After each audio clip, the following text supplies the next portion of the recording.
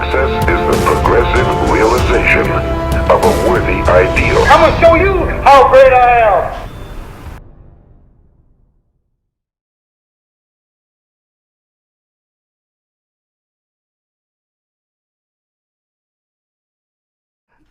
Ladies and gentlemen, boys and girls, this is Njabulo James, the host of the NJ podcast, where we talk with professionals, we talk with entrepreneurs, business people, fashionistas, crazy people, no matter where you are in terms of your walk in life, where you feel like you've made it, you're on your way to making it. I honestly believe that we can learn lessons from everyone, everywhere, because you've got a very important message to share. And the tagline that this podcast is based off of: success is the progressive realization of a worthy ideal. That means you're doing what you've always wanted to do, not because somebody else is pressurizing you to do it, because you're doing it because it's in line with what your highest values are and something that you've always wanted to do. And if you're doing that and becoming better at it every single day, then you are being successful. And if you do anything opposite to that, then you are on your way to failure.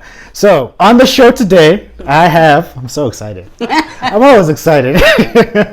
I've got a very good friend.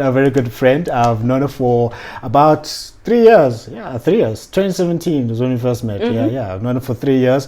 And she's she became a fantastic friend of mine. She's entrepreneurial. She's a corporate person. She was at once my work wife. At one point in time, that's what she was known as. Who's your work wife? I'm like, oh, Nthati. I'm like, aha, okay. And Okay. She's also a good time, no alcohol required, So I'm just going to read her a brief bio here. So Nthati Machesa is a graduate in Bcom Hons Informatics. She has been in corporate for 5 years and got the inspiration to start Neotsentle through rebellion for corporate. Oh, the corporatocracy. At first, Neotsentle was to cater for office wear made in African material, as she felt there wasn't enough representation for that market in business. The business that's since changed to have more purpose. Purpose in business is important. Now Nthati dedicates her time to knowing Basotho culture and telling their stories through clothes. The Underground series, the Underground Gang, word up, you gotta mention, Mama made it. Looks at the different Basotho clans and strives to give an understanding of where we come from and why clan praises were important. Nthati. Hello. Pleasure to have you on the show. Thank you so much. Thank you. Can you please, other than this colorful bio, can you please give the people that are listening just insights from yourself, who you are, what is Nthati, why is Nthati, and where is Nthati? Okay. Nthati is a Sotho girl, Sotho ninja. Yeah. Comes from Kwakwa. Kwakanda. Some people call it Kwakanda. Kwakanda. But the Black Panther. Yes. And it's funny, I was reflecting when I started studying, when I had to choose the course that I wanted, I was reflecting. I initially wanted to study IT because I wanted to actually develop applications in the form of stories, right? Where I could develop stories for my kids so that they can read the stuff that I want them to read, right? Then I got to UGM. Ta ta ta ta. It was induction week, right? Yeah. And then I had applied initially. I applied for BSc IT. BSc IT allows you to learn a lot of languages under that degree, right? Oh, I thought I made the right decision. Induction week came. Your girl was faced with calculus. And scientific tontons. I didn't know. I have a background of business studies, right? Yeah. Business accounting and everything. Yeah. So I got there, and then they made us write a test, and it was calculus, and then it was physics involved. That Friday, I went running to the Bcom department. Yeah. And I was like, look, I'm here to change my degree to Bcom IT. Yeah. Thank you very much. God bless you. Yeah. And then they said yes. I was like, thank you. See you in class next week. That was me, right? So you saved yourself a lot of stress, eh? Men. Because a lot of people are like, no, I could deal with this. And then they come back, oh, we're going to start again next year. That was not the plan. So I was like, the plan was to pass. Yeah. Yes. So I went back to the department. I told them I'm going to do Bcom IT. And then I started, I did Bcom IT, and then I progressed to my honors in IT as well. And then I got my first job. I guess, yeah. Then I started working there. I think initially, so life is funny because I mentioned the story because when I was reflecting, I'm like, okay, this was me exactly 11 years ago, because that's when I made the decision to go into IT, right? Yeah. That was 11 years ago, and the plan I think I was 20. Oh, I'm gonna give myself away. It's okay. You're still a spring chicken, baby. No, I'm not gonna say I'm not gonna mention my age at that time. But I was in high school, right? And it was around that time where we had to make the decision to go to varsity. Yeah. And the inspiration behind the course that I chose was to tell stories, Mm-hmm. and that was 11 years ago. Yes. But now I look at myself and I'm like, I deviated so much, yet I found myself saying the same thing again 11 years later, you know. Just sort of like looking back and connecting the dots and saying, I thought I deviated, but I ended up where I initially wanted to. Yes. That's interesting. So that's the thing about life that I'm learning right now, that if you're meant to do something, it will always find you. So in 2015, I got to work and I got tired of wearing black and white, bruh. Like black, white, or blue, and you're trying to like show some color. As if you're like, this is the Men in Black, you know? You know, I mean, so I was like, nah, I can't do this. There has to be another way. And for me at that time, my African pride was kicking in at that time. Like I was truly learning a lot because of corporate. I was truly learning a lot about being African and being black in South Africa. That's when it really knocked me, and I'm like, okay, cool, I can do something about this. And then I went home and like, oh look, let's look at the material. And then I started playing around with concepts. And then I think it was 2017 where I was like, you know what, screw this. So the idea started in 2015, but for it to take off, I think it was around 2017 when I was like, okay, let me sample something. Let's see what I can do with it. And now, I deviated with Neotsentle. Guys, I'm such a mess. I'm a scatterbrain. Yeah. I'm a scatterbrain. I'm a mess. But you still get to where you want to go. It's yes. amazing, yeah. So initially, when I started the company, I was like, no, maybe it's just to make extra income. Let me do websites on the side and whatnot. But I realized I was not passionate about the websites. I can do them, but I was not passionate. And you know, when you're not passionate, you're not going to give something your full attention. So I was like, no, let me leave it. Let me explore something else. And then that's when I came to the corporate stuff. I'm like, it's been a recurring thing. I've been seeing it over and over again. And then I did samples. And when I did samples, I registered the company, and then I had a photo shoot. Hey man. Yeah. It just took off from there. It took off from there. So first time I advertised the suit, I think it was the suit. Oh man, it was just 1 like, 2 likes. That was it.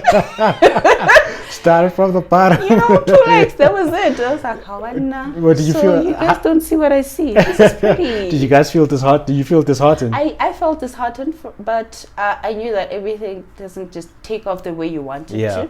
So, like, this was 2017. I was fine at that time, you know. I was just like, let me just get momentum. Let me just get momentum. And then I'd post, the second post was the track suits. Oh, these tracks, the bomber jackets. The bomber jackets. Bombs, they're the bomb, bro. Yes. I bought all 3 of them. Talk about them. So I got the bomber jackets out, and for some odd reason, the athleisure way was taking more interest. People were taking more interest in the athleisure way than they were in the corporate way, right? So I think I should have seen from there that should be where I should be heading. Yeah. You're right. But I was still persistent that, you know what, we can still do this corporate thing. We can still do this corporate thing. We can have a look for 4 days of the week where it's professional, and then we can have something for Friday that you can always work, because, you know, Fridays are always like casual wear and whatnot. But it was not selling. The professional wear was not selling, you know. Do you know why it wasn't selling as much as the more athletic leisure wear was? I think with athleisure wear, it's something that I can wear every day, right? And with making it professional, you restrict it, you know. So I guess with athleisure wear, it was not only attracting women, it was attracting men as well. And initially when I started everything, I guess my thought was, let me start with women, and then I'll progress into guys wear, and then just take it from there, right? But then most guys are like, where's our stuff? We want stuff as well, you know? Yeah. And it was like, it was much better. It made more sense then, in terms of budget and money, to just do something that's unisex that can cater for both sex.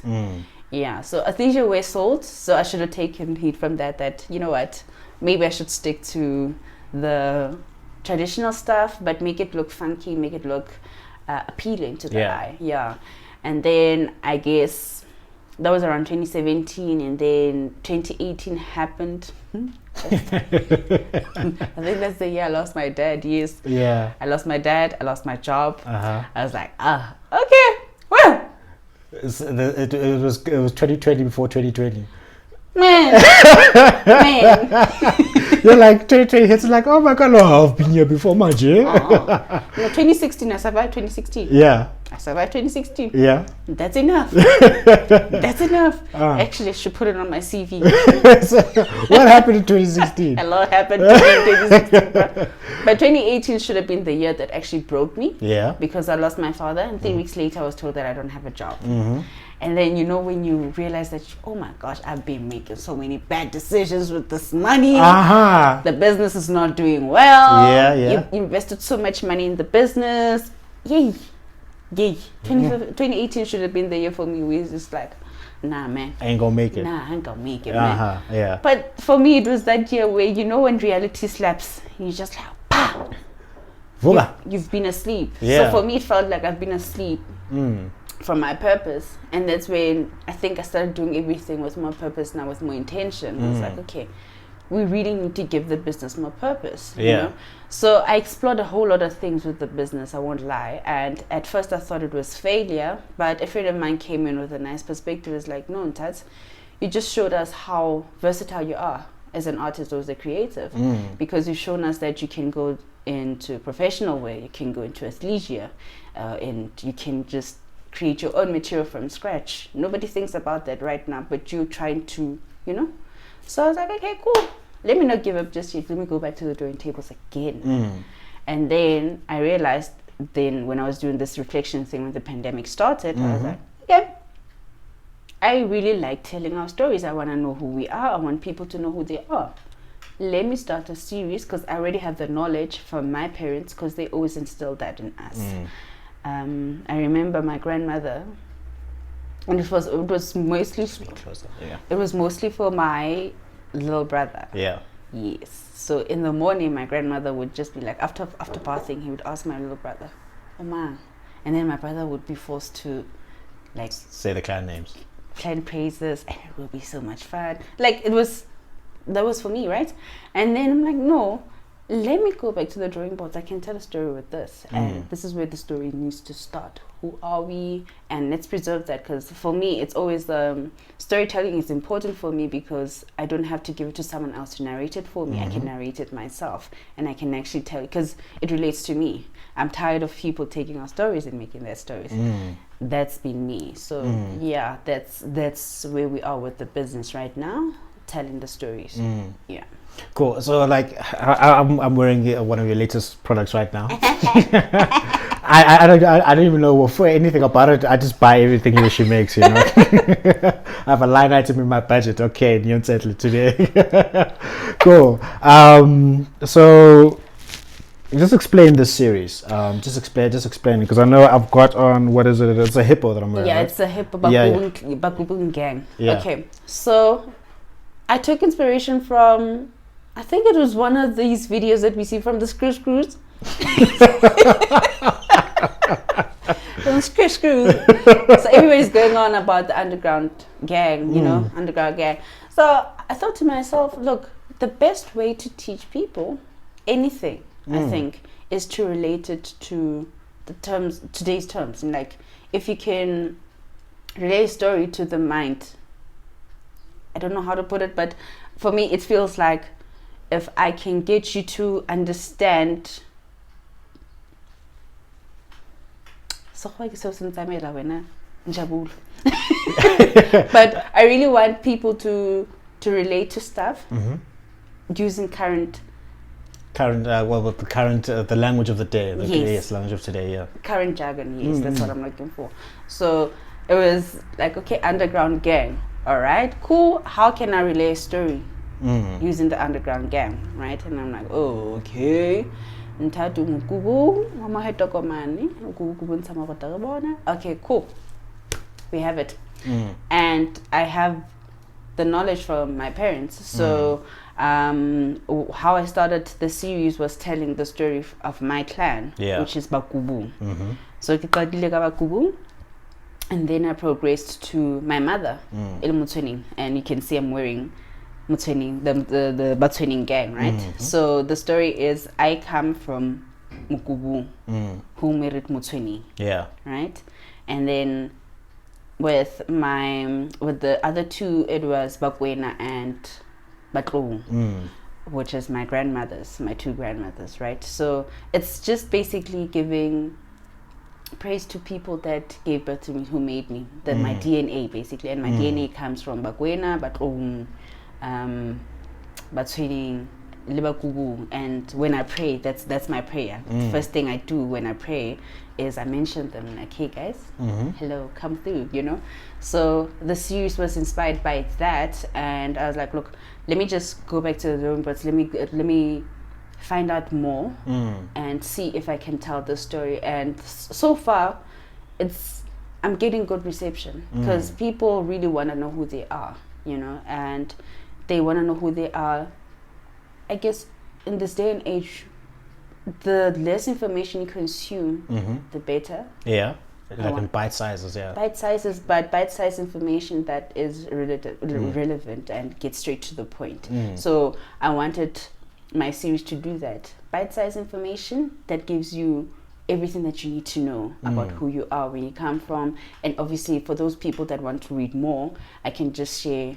It's like for me right now, I feel like I've just created a platform where I can just put my research and you can just be like, okay, I want to read more, therefore let me go there. Yeah. Fantastic. So then, which is the one that I'm wearing right now? Oh, you're wearing my clan. Your clan. Bakubu. Hey, in solidarity. I'm in solidarity. Buy the clothes and the one with the gang. I think I should get a client customer discount. Lifetime customer discount. No, you're gonna get it, my friend. Yeah, definitely. Definitely. That doesn't mean that everyone can get a discount. I just wanted to say something about asking for discounts. First of all, if you're a startup business and you want to support the business, first start off by paying the full price, and then after you've been a loyal customer, I've been a loyal customer for over 3 years. So leave me alone. It's only then, once you've been purchasing over and over again, then you can start asking for discounts. People come and asking for discounts just out of the bat. I was like, oh yeah, no, pay the full price, guys. I wanna say, yeah. If you know how to calculate your cost prices and markup and whatnot, if you can do that just once, Nji. Yeah. And then when you ask for a discount, just look at the mathematics. Exactly. Just look at the economics behind it. Look at the mathematics. Yeah, please. Yeah, because people ask for a discount, but they don't know the cost behind it. They were like, okay, well, it's 500 rand. Can I please get it for 300? Okay, first of all, that doesn't even cover my manufacturing costs. That doesn't cover delivery and design, and then the margin that I'm making is only what 20%, and then now you want a 20% discount. What must we eat? So definitely, I mean, I've paid my time. I've got definitely. I get this. I won't even ask for that much. I asked for like maybe 10, 15 yana, because I understand, baby. I wrote you are a business for this specific reason, to educate people that it's tough. Like I'm going to. I have plans. You have plans? I have plans, especially for loyal customers and everything. I have plans. So right now it's just to kick off the business. Yeah. You know? Kick off the business, get the interest, get the engagement going. For me, it's not more about the clothing, but it's more about sharing the knowledge. Yeah. Yeah. 100%. So what does this clan mean? Okay, Bakubu. Based on research. Yeah. Bakumu come from the Bataun clan, right? And it's all because he went hunting and he came back, and this man was rocking the skin of a hippo, man, you know, and that's how he got to be. What the fuck? You're honestly, I had a hippo, man. Those are dangerous creatures. He came back wearing a hippo, man. So he came back wearing the skin of a hippo. Yeah. And from then he was regarded as Mukubung, and everybody else under him would be regarded as Mukubung or Sehoja. That's our clan name. So for me, it's, can we tell those stories? And do you know who we are? Why we told those stories? And na haki talk haki roga ke tlabe ke re ke mokubong wa Maheto man, right? Meaning I belong to Maheto. And then someone will come again, are yena ke mokubong mara ke mokubu wa mama. Right? So it was just a way for people or our ancestors, I think at that time, to just be like, hey, we're in the same clan, but we don't share the same blood. No. Cool, right? Cool. You must know your place. You know your place. You know your place. Yeah. We are from the same clan, but we don't share the same. And wasn't it also a way of making sure you don't inadvertently intermarry into the same clan? Yes. So that was the big thing about it. So I just find it interesting that our ancestors did all of this. It was ingenious, I think. Yes. Yeah, it shows that like I did a podcast recently with a good friend of mine who's big on Africa, and one of the things he was saying is that we are not savages. We are capable. We've never been. Yeah, that's the thing. Okay, we are capable of acting like savages, but inherently we are not. We've got intellect. We know how to govern ourselves. We know how to create and do great things. Just, these stories were just never ever really told. We never. I think, and also it's never told by us. It's important that we tell these stories. Yeah, because history is always written by the winner. Yes. Or whatever you classify as the winner. And then they'll chop and change and take out whatever they want to take out to feed their own propaganda. It's like that saying, and I think it's the hunter versus the lion, that the hunter will always be the winner in the story, but you'll never get to hear the lion's side of the story. Yeah, yes. 100%. You know, so for me it's always that guys, there's so much knowledge in knowing who you are and what our ancestors used to do, and the fact that they tried to kill it should indicate that there's something worth knowing there, you know. So for me it's always like, let's go back, let's understand. And I want people, I want to challenge people with why. We can't just accept things. It should always be about, but why did we do this? Why did we do it this way? You know? And I think the more we ask these questions, the more we can refine what actually works for us as people and go forward. Yeah, that's very important. I mean, I need to do research on the Swati clans and the clan names. Sorry, Dad, I'm gonna be sitting down with you. Help me to understand fully who I am and where I'm from. You know. But obviously, if the business kicks off, because now I'm getting requests from other clans, other tribes, like, okay, are you gonna do something on the Zulu? And it's always the thing that, do you know how much research needs to go into something? Yeah. So I start with Basotho because it's information that's readily accessible to me. Because of my parents and how my father was so involved with being a traditional person, a traditional man, you know, and teaching us these things.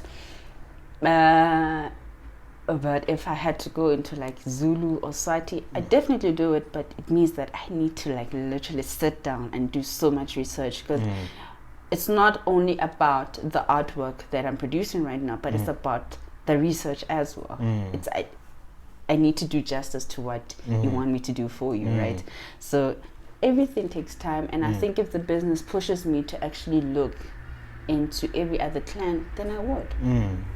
Yeah, it's a good place for you to start. I just want to get on what your take on is our generation. Now we can have a conflict from our traditional roots and values to modernized thinking in terms of in terms of religion and spirituality. So where do we find that happy medium? Do we throw away our culture? Do we keep it? Do we embrace the new? How is it that we straddle that line? I don't think we should throw away anything. Yeah. What works for you works for you. So we need to remind ourselves that we've been colonized before, and decolonizing the mind is one of the hardest things. So you have to come from a different thought space to start challenging the norm. And by challenging the norm, I'm not saying you're being rebellious. You're just saying, I need answers. And if I can't get the relevant answers, then I'm not forced to follow something, right? So what I've started doing is that, and maybe you'll see it when we talk, is that I've stopped associating myself with anything. I am not religious. I am not a feminist. And in as much as I speak for women, and I speak for men as well, you know, I am not going to say I'm feminist because I feel like it's a burden to just be like, I'm a feminist. Yeah. Therefore, I need to uphold myself to certain standards. Yeah. And that's never been me, right? So we must understand first that we've been colonized, the mind has been colonized, and in that happening, there was religion and then there was spirituality. Yeah. Right?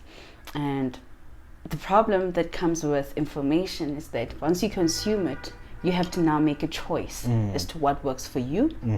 And I cannot say a religious person is being some type of way, is being colonized or whatnot. No, I cannot say that. And I cannot give any judgment to a spiritual person as well. So it comes to a point where we have to respect one another's decision as to what path they want to take.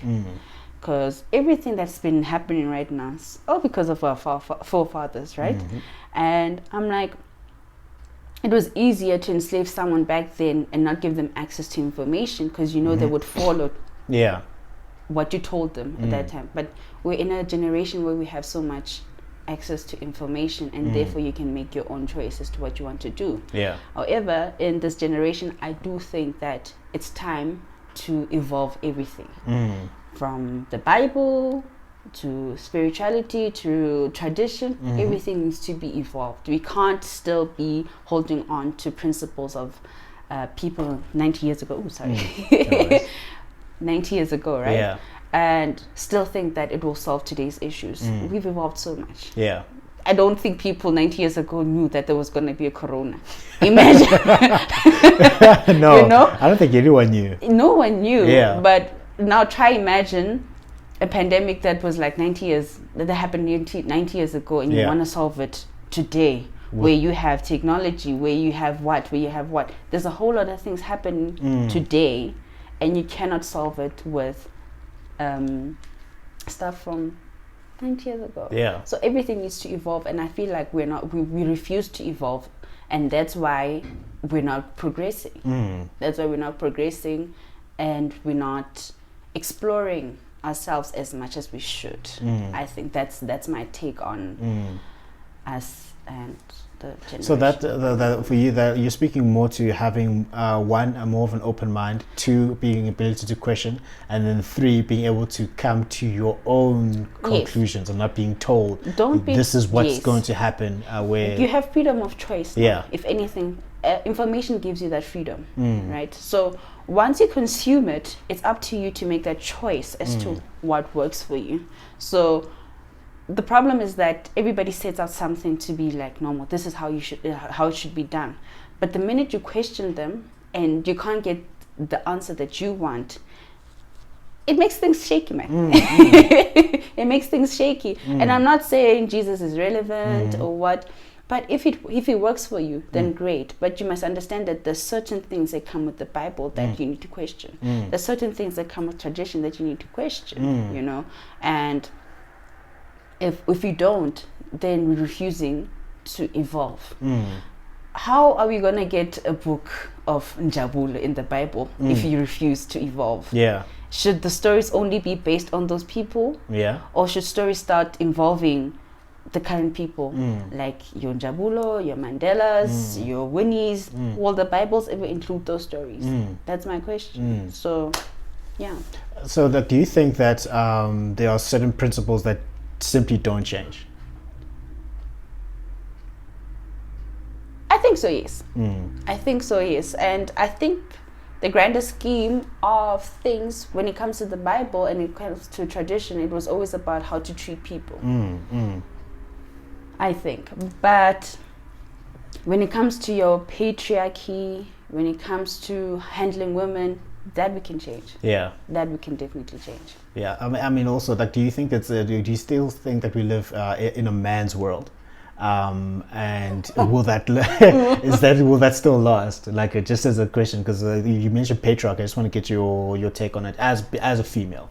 Do you still think that this world is too patriarchal, if whatever that means? Simple example. Yeah. A simple example. Yeah. Donald Trump Yeah. and what's her name? Hillary Clinton. Is Yeah. it? Right? They were both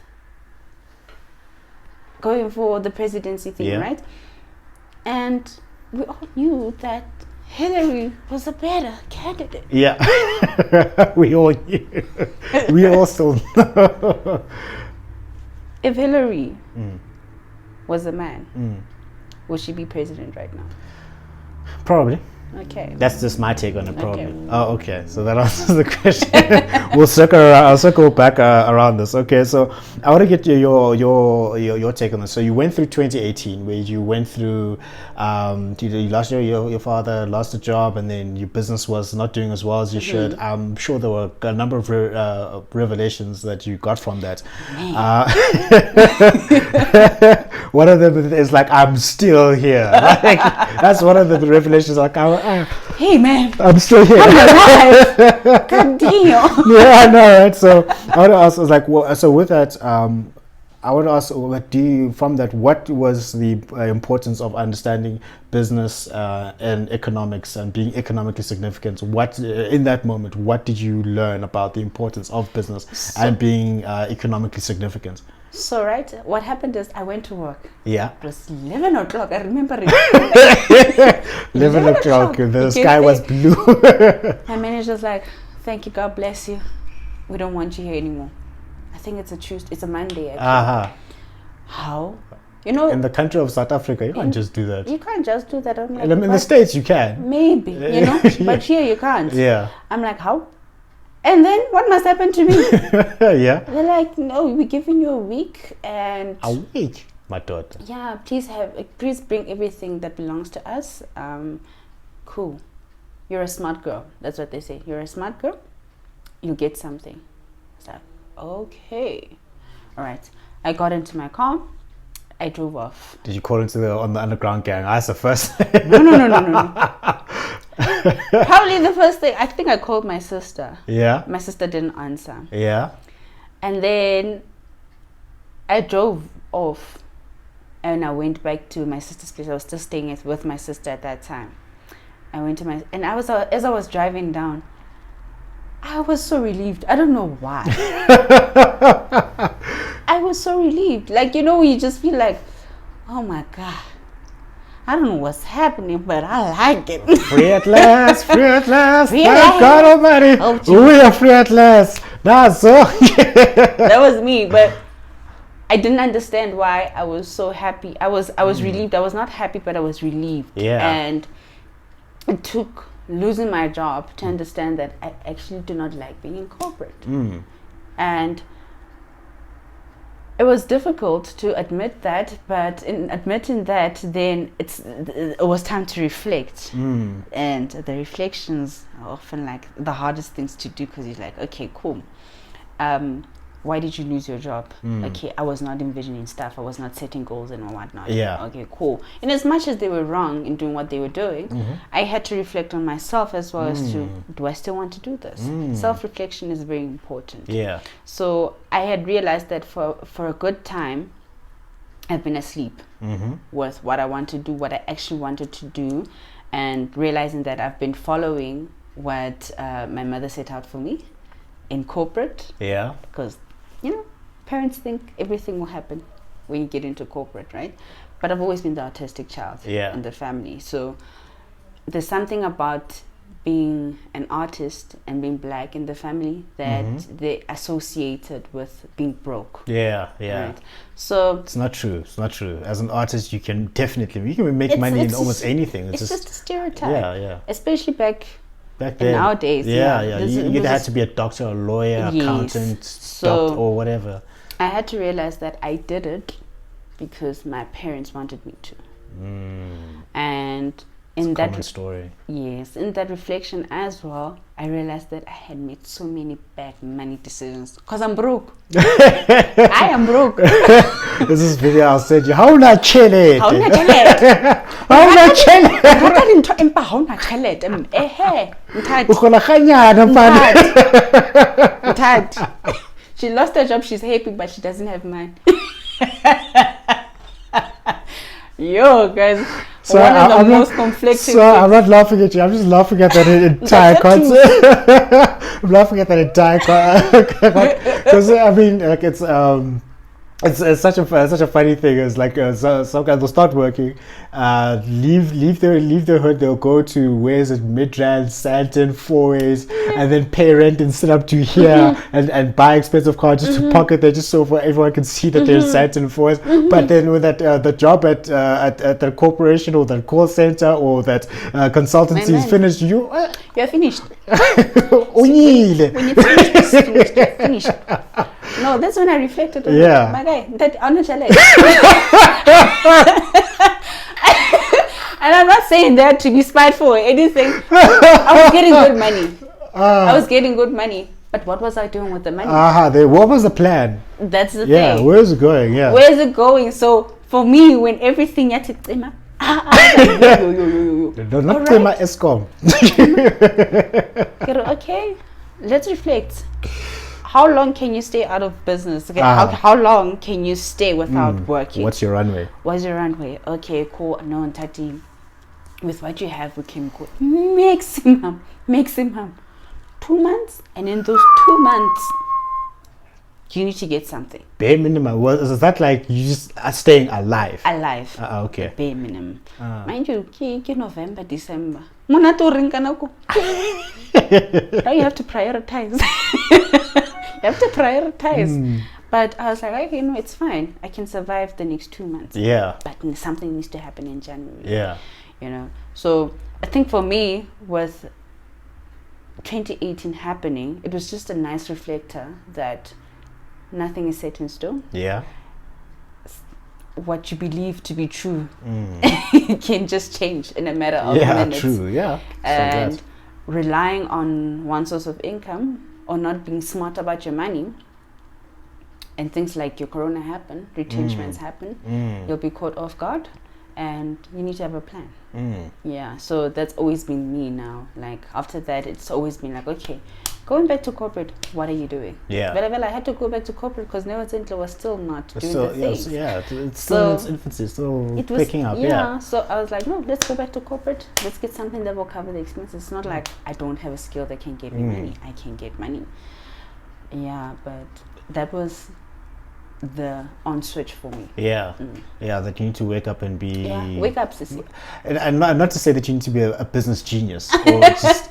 I mean, you know, like also like I've been through similar things, and I'm going to put a disclaimer out there. I'm not Warren Buffett.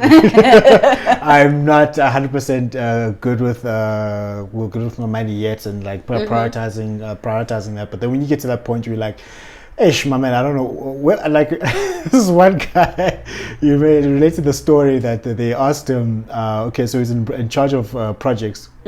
And then if you're in charge of projects, you're in charge of the budget. Yeah. So then they ask him, okay, so John, for the argument's sake, his name is John. Okay, so John, so you're out of budget, you're short of like 50,000 rand on this project. So where did it all go?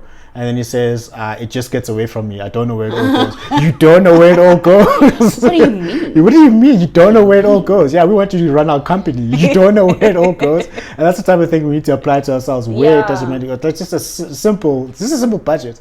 And trying to stick to a budget. But like, I think when it comes to issues of like business decisions and money, it's more behavioral and emotional than it is rational. True. Yeah. Also, so I went to this Yoko event, right? Yeah. It was beginning of the pandemic was starting, because I remember we had started with the sanitizers and everything.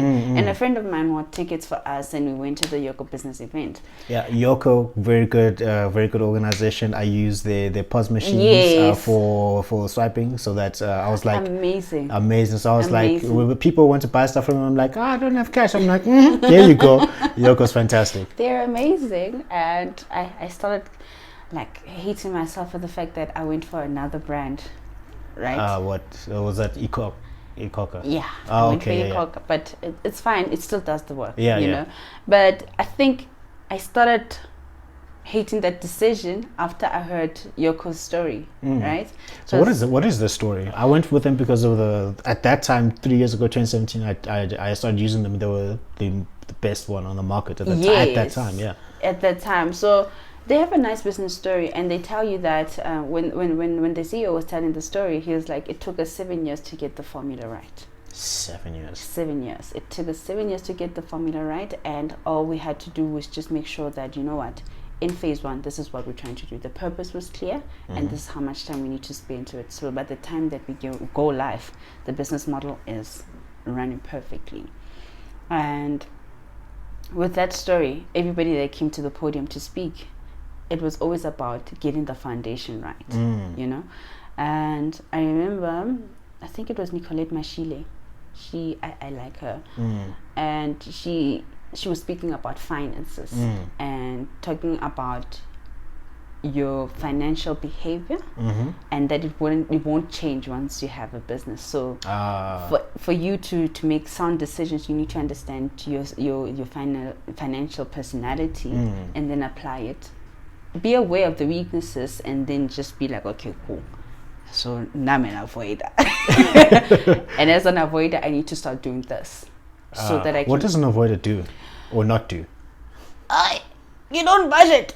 Oh, okay. The money comes in, you just So like, all whoa. of them. You get the money, you're like, whoa, money. And then it goes away like, how? Oh, where did you go? What happened? How, babe? How, my friend? I thought... I thought you were always got it. You don't know where it went. Yeah. So with realizing, with business, I think with business, it's always, we tend to separate business from ourselves, and literally. I'm probably an avoider. Yeah, I'm actually. She has those personalities. She mentioned, I think it was 5 personalities that she mentioned. But I think I could relate to the avoider more, because it's like, okay, some things happen, and you just like bank notification, swipe left. I'm definitely an avoider. Yeah, me. So when you know yourself, you need to start putting measures in place to be like, look, I am this kind of person. Therefore, if I need to make millions, I need to deal with my personality first, the personal, financial personality first, before I can apply it to the business. Because how you handle your personal finances is how you're going to be handling your business finances. True. Yes. So that event for me, it was like another switch. It's like, there's so much work I still need to put in for Neotsentle, and I cannot expect it to just boom overnight. My intention was not for it to boom overnight. My intention for it was just to be like quality. I wanted to be quality, and when you associate Basotho with anything, you just think of Neotsentle and me, you know. So for that, I need to get the foundations right first, from the accounting that needs to happen in the background, to to the delivery time, you know, because right now everything is just happening. I mean, COVID is just happening. Yeah, COVID is happening, and I have issues where I have to struggle with turnaround time. Yeah, and obviously I want to get my turnaround time to be less than what it is right now, but with COVID, you need to learn how to reinvent yourself as well, and it's just a mess. For now, it's just a mess, but we're trying. Hey, we're all trying to figure this out. It's just a mess, but we're trying. But with finances and economics, I think you just need to understand your personality, understand the problems you faced before, and your current situation right now, just to make the right decisions to just turn that new leaf around. Yeah, just turn that corner. And in 2018, what was the scariest realization that you came towards, other than how not it? Or was that the scariest realization that you? Hey, when that's the scariest realization. I don't have money, and I don't know how to make money immediately. Yeah. So we rely so quickly on these degrees. That was my biggest realization. I cannot try like that, and I'm relying on this degree to get me money. Yeah. What am I doing on the side? Yes. Definitely. So that was the. So how did you get out of it?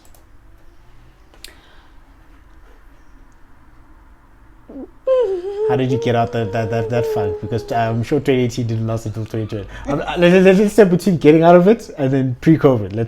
How did you manage to get yourself? Because you're a better place than when we were chatting at that time. Look, My sister, my sister didn't want me to go back to corporate. Okay. My sister, Understandable, yeah. Yeah, my sister didn't want. She's like, you should see yourself now versus how you were in corporate. Like, if my sister had the money, right? Yeah. I think I'd still not be in corporate Yeah, right now, and yeah. I'd just be working on Neotsentle and making sure that it booms, you know. But unfortunately, we don't have those resources. Yet. Yet. It's coming. But I guess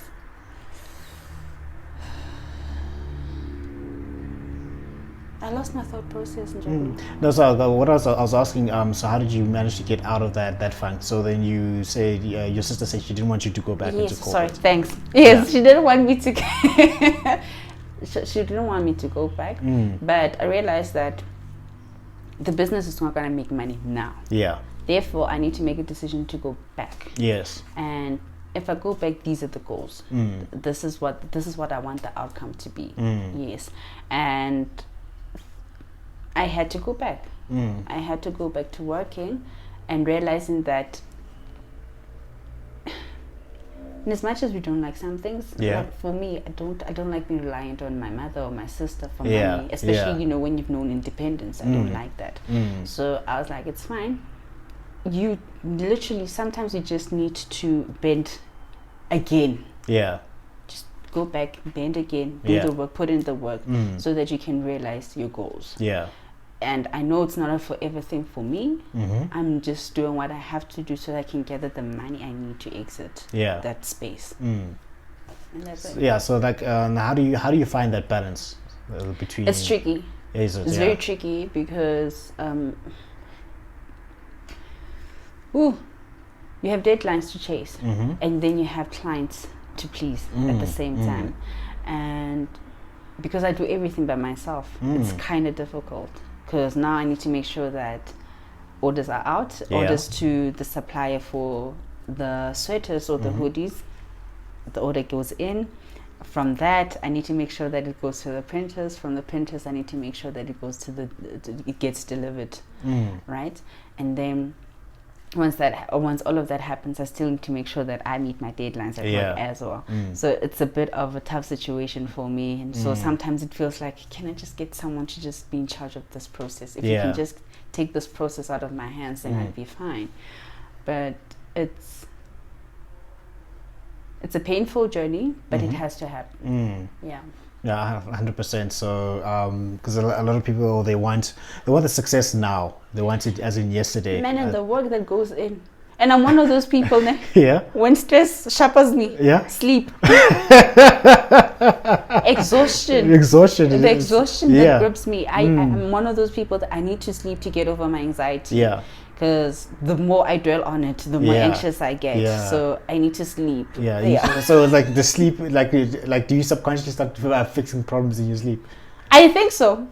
Because when you wake up, you've got a solution. I have a solution. Yeah. When code used to do things to me, that's what used to happen. I'd be like, yo, let me go back. I think I'm gonna dream about the solution. Yeah. Trust me. After that, go back. There we go. But it was just a comma.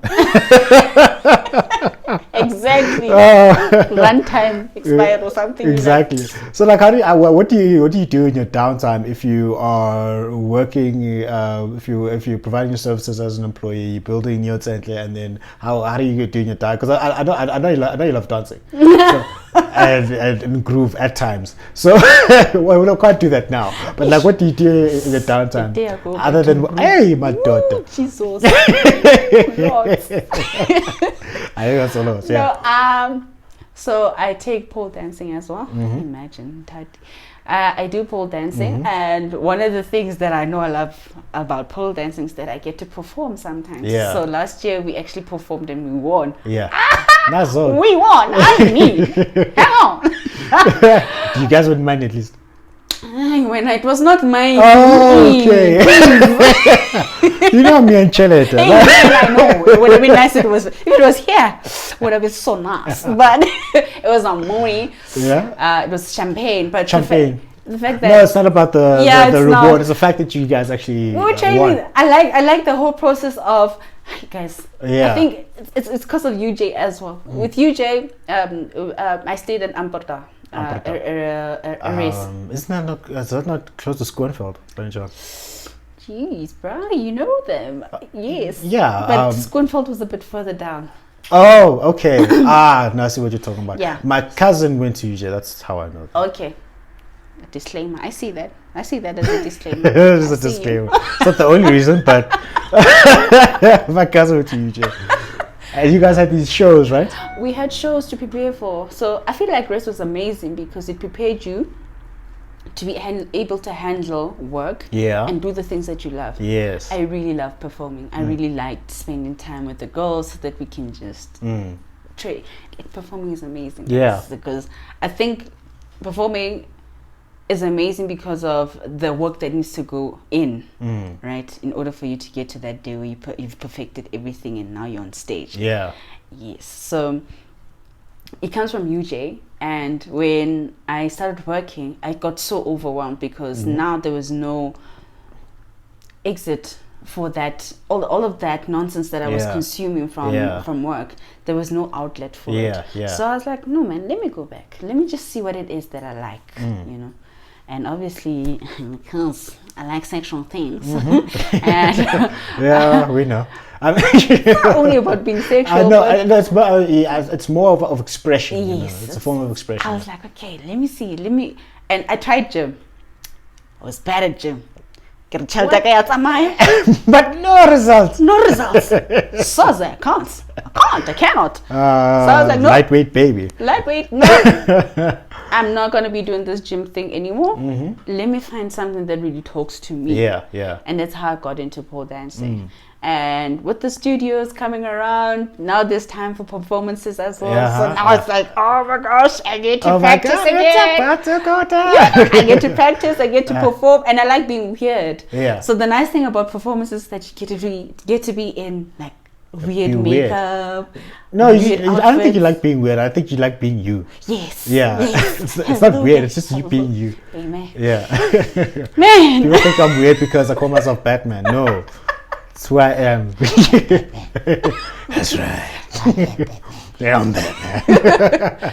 Yeah. So, I absolutely love performing. You can see how excited I am when I'm talking about it. But I really love performing. And pole for me allowed that space. Yeah.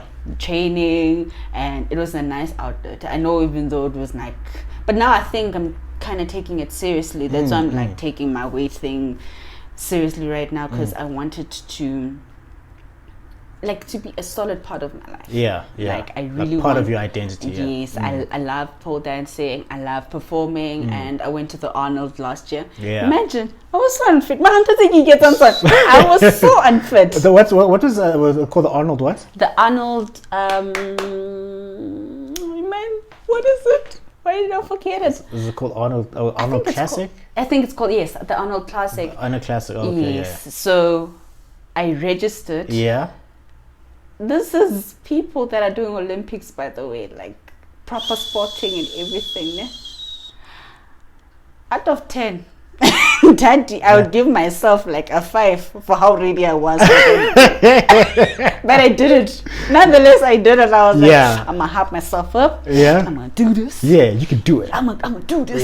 Yeah. Can't tell me nothing. I'm going to go for intermediate. Yeah. I was thinking, let me start beginner. And then my friends were like, you're doing injustice to yourself. Go intermediate. Oh. And I did well. I got a bronze medal. Okay, guys. Guys. Well done. Yeah. So what did your body teach you after that? No, my body was amazing. It was perfect. Like, my body responded. I'm like, did you crash afterwards? Like, after that physical exertion from the performance? The thing is, Nikki Nyat, I thought I wouldn't be able to do it. Okay. But looking back, it's everything that I've been doing for the past 4 years that time? For the past 3 years. Yeah. You know? So it's everything that I've been doing. I was just not trusting myself. I didn't have enough confidence in myself to do it. And then I did it. It was like, oh, this is the best thing I've ever done. Yeah. Yes. So I really want pole dancing to be like that one thing. So it's one of my outlets. Yeah. And I recently took on Kung Fu. Kung Fu. Because I'm a Sotho ninja. Yeah, you're a city ninja. Like, what type of Kung Fu? Kung Fu is actually Chinese. I don't know what the ninjas do. Ninjutsu, that's what they do. Ninjutsu. Go to Japan and it's like, I know Kung Fu. Ninjas are They'll actually kill not you. honorable. I don't know why I like ninjas, but I love them. They're stealthy and they're sneaky and like you kill you. You don't know. There's no honor. No, there's no code. The only code is that we have no code. No code. Yeah. Like samurais have Samurais a of code. course, yeah. But Why did that's interesting. Why didn't you call yourself a samurai? Samurai. I don't know. Ninja just sounded great. Come on, there was an anime Afro Samurai. You could have been like, I've got a base to work off of. Samuel L. Jackson was great in that, right? Samuel L. Jackson was great in that. That's also another thing that we can relate. We love anime and comics and doing weird stuff. I mean, like I'll let you guys know I did ballroom and Latin dancing for a long time, since like 2010. Yeah, and people are like, that's a bit. I'm like, what do you mean a bit? What are you talking about? Yeah, but it's good. It's nice. It's nice. Yeah, definitely. Dancing is amazing. Yeah. So I think I like being physical because it teaches you something. Yeah. There's discipline with being physical, you know, especially if you want a certain result. There's a whole lot of discipline that needs to come in there. True, very true. So for an hour a day, so what I've done now is, and I know that it looks like I'm taking on a lot, but it works in the scattered brain of mine. It works. Yeah. Mondays are for Kung Fu. Monday and Wednesday are for Kung Fu. Yeah. Tuesday and Thursdays for pole. Yeah. And now I have a pole in my house. Oh my God. So that's like a daily thing. Pulling us. Yeah, that's interesting. Some of us have studios in our house. Daddy's got a pole. I have a pole right next to my microwave. I guess in that section of the house, delicious things are made. Eh? Hey man, motivation. That's too loud. Like I'm a lot of things. So it's actually interesting. You say that you're a scatterbrain. However, you still have structure. You say Monday, Wednesdays is for Kung Fu. Tuesday, Thursdays is for Paul. You somehow manage to find structure in the chaos. Structure in the chaos, yes. I mean, like, you know, a scatterplot. So this is now the data analyst talking. To say I'm a lot of things. Yeah, definitely. Hallelujah. With a scatterplot chart, there's always, even though it's scattered, but somewhere there's a line that you can identify. Or okay, so this is the common things that can be matched together. I remember that from ClickView now. But I get anxious a lot. I get anxious a lot, and I think with being a creative, it's a bit of a problem because I'm always anxious because of all the things that I want to do. So I need to give myself time to do certain things. So you can imagine with a person that can think of a comic book to write, a person that can think of a business to run, a person that still needs to work, a person that still wants to be physical at the end of the day. Do you know how much anxiety I put myself through? You know? How do you manage that anxiety? I sleep. I think I said it before. I love my sleep. No, like you said sleep to like help solve a problem. How do you do I'm anxious half the time because of all the things I want to do. Okay. Right? So I can tell you right now that one of my anxieties is that I need to go back home right now and work. Right? It's an anxiety because it's something that I've been putting off. Okay. So, yes. So what I am trying to implement right now is to have a timetable where I know that time is dedicated to this, and I need to get physical. I need to get my outlet so that I know I feel amazing after a workout. I feel amazing, especially if it's pole or if it's kung fu. I feel amazing. So I need to get structure. That's all. That will help you manage the anxiety. A timetable where you know this is time management is of essence. I think in anything that you want to do, time management is of essence. So if I can get the time management aspect of it right, then I'll be fine. Yeah, then you have less anxiety because like you have more of an idea of what your limits are, what you should be doing, what you shouldn't be doing. Yeah, 100%. Well, as I'm a project management professional. You don't have a timetable. Gooby. I don't have a timetable for everything in my life, but like when it comes to work, if you don't have some form of structure there, yeah. Especially you developers, don't want to stick to my timelines. What's wrong with you guys? Huh? I'm a manager now. Oh, you're a manager. Yeah. What now? What? Yeah. Actually, this is you paying for your sins now. I don't even want to talk about that right now. Developers. Respect that developer. You guys are a different kind of breed all together. Hey, Maranina. We do what we must, okay? You do what you must. What? Yeah. Like, let's stick to timelines. No, I'm kidding. Not all of you do that. It's not that. Sometimes you have an idea. That's not in scope. No, not an idea that's not in scope. You're just like, okay, this is going to work. Mm-hmm. And it doesn't work. Yeah, it worked. It worked on my local machine. Why is it not working in UAT?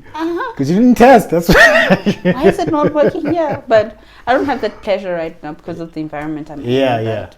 No, I get you. Let's go back to talking about issues related to corporate. So, you've been in corporate for 5 years. That's a good enough time for you to have seen things and to have gone a lot. Yeah, and besides, it's like more of a counseling. Don't do that. Sorry. Does things to me. So now you've seen, and you've also worked in a consulting environment. It's not like you work for like a big corporate where you do operational work. You come in from 8 until 5. You're only doing reports and that's it. But now you're managing different clients and different personalities. So it's like dog years working as a consultant. Like you had fast tracked your experience.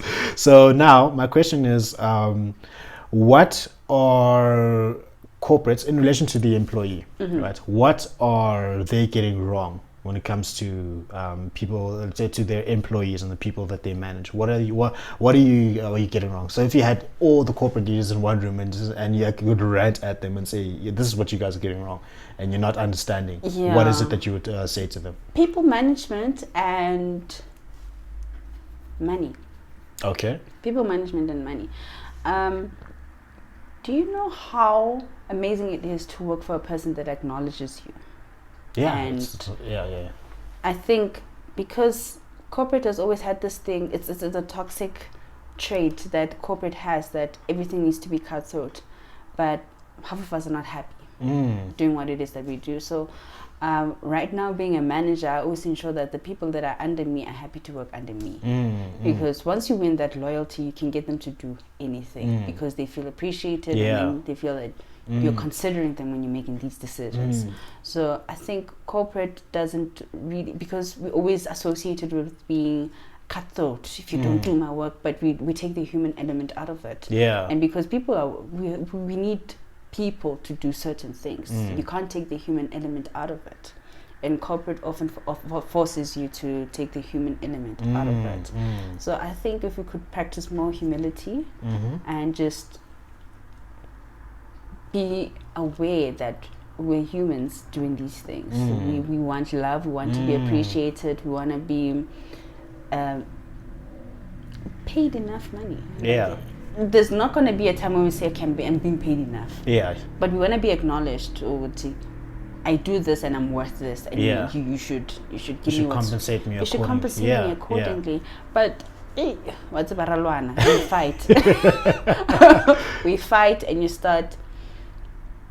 I think a lot of us go into depression because of the things that corporate pushes us to do. Example? You forget yourself. Just expand on that. You forget yourself sometimes, like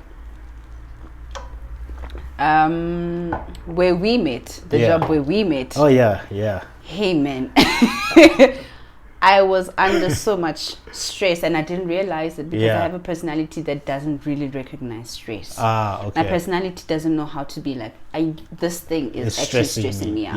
Yeah. But after leaving, I realized that I was actually under so much stress. And you just left me to deal with stress. Please. Every man for himself. Deal with your stress.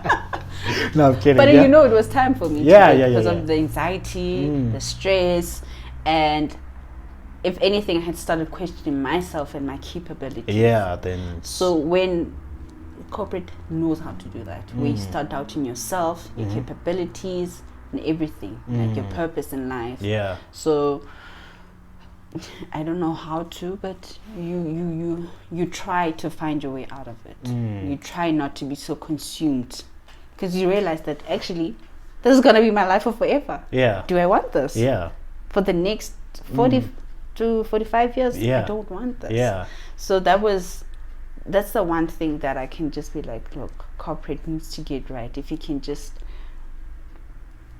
be more sincere to people, if you could just be more humane about things, Yeah. it would be so much better. Yeah, because I mean, you get some corporates, they'll put it in the manifesto, the vision, the mission, or our values. We value our people, we value collaboration, we value openness and communication, and all these things. That there are a lot of corporations who get that right, and it's fantastic. But there are some who feel it sounds like a good idea to put it up on your wall. But like when you walk up and down the corridors, well, now Microsoft Teams meeting. But remember now, ne? Do you actually live that? Look, for me, I'll always consider the next person. Yeah. I love treating people with respect. Maybe that's your problem. You shouldn't treat people with respect. That maybe that's my problem. Just maybe. But it's fine. I'll continue treating you with respect because that's what I expect for myself. But I think again, what we need to realize in corporate is that in as much as there's a mission statement, there's a vision and everything, there's so many personalities that you need to deal with. Yeah. And people do not realize that they've been toxic themselves. Like micromanagers, I hate micromanagers. Yeah. Like I'll go into a proper fight with a micromanager because I don't like being like, so what you doing? How you doing? I don't like that. Yeah. Give me space. And I'm pretty like you've got a developer's personality from a corporate perspective. I spoke to one developer I worked with last year. I had him on the podcast, and I asked him, okay, so what do you want us as managers? I count myself there as well as project managers to do. It's like, fine, you've given us the requirements, you've given us the work, and if I tell you it's going to take me 5 hours, you can go now. No, you can go. Yes. Leave me alone. Come check back in 4 hours. I'm to go like, and check. Just I'm don't literally micromanage that person. me. I want people to be specific to the T. This is what I want. This is how I want to see it, Ah. and then I will draw it for you. Yes. Draw. Are you sure? Uh-huh. And you say yes. I'm like, okay, done. Now we move on. But Nje, we deal with so many personalities, and I think we had training recently where we were talking about management and being nice to people. Like just as in a company setting, how can you be nice to the next person? Or if you have issues, how do you address those issues? Conflict management, basically. So one of the things I kept asking is, how do you then deal with narcissists? Because they're there and they are managers. How do you deal with that? Because you know you're a good employee, but because this person doesn't see it, you overexert yourself.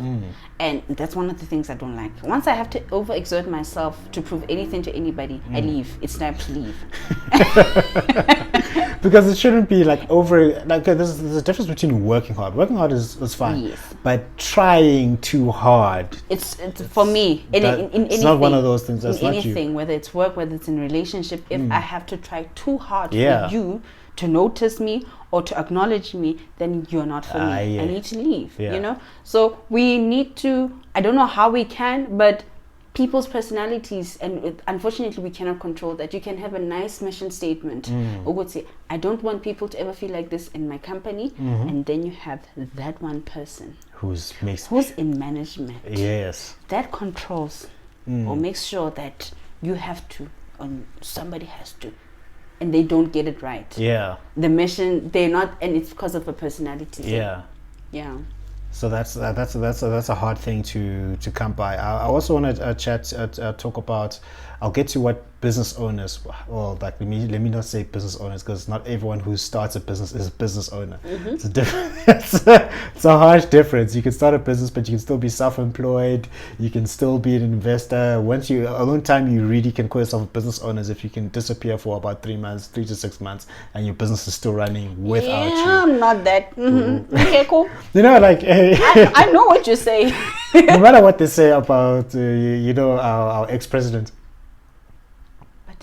Zuma, like my mom used to sing along to his songs, we used to say, not I'm shitting on this other song about, like, I remember we were watching TV, started singing, and my mom started singing along, and because my mom started singing along, I started singing along, and this song goes, oh Yinde, Lendlela esihambayo. This is a long road. I'd sing, but I'm not Zulu. And I have an accent when Yeah. I start speaking Zulu. Hey, look, listen. One of the things I need to do. I was going to do this, and then Corona became Corona. I was going to go to a language school. I think it was a Witsla language school, and I was going to say I'm going to register for Sotho and Tswana. Why? I've just always wanted to learn those languages. Oh, okay. Yeah. Why else would I? What else do you think? Okay. it's for me. It's for me. It's for me.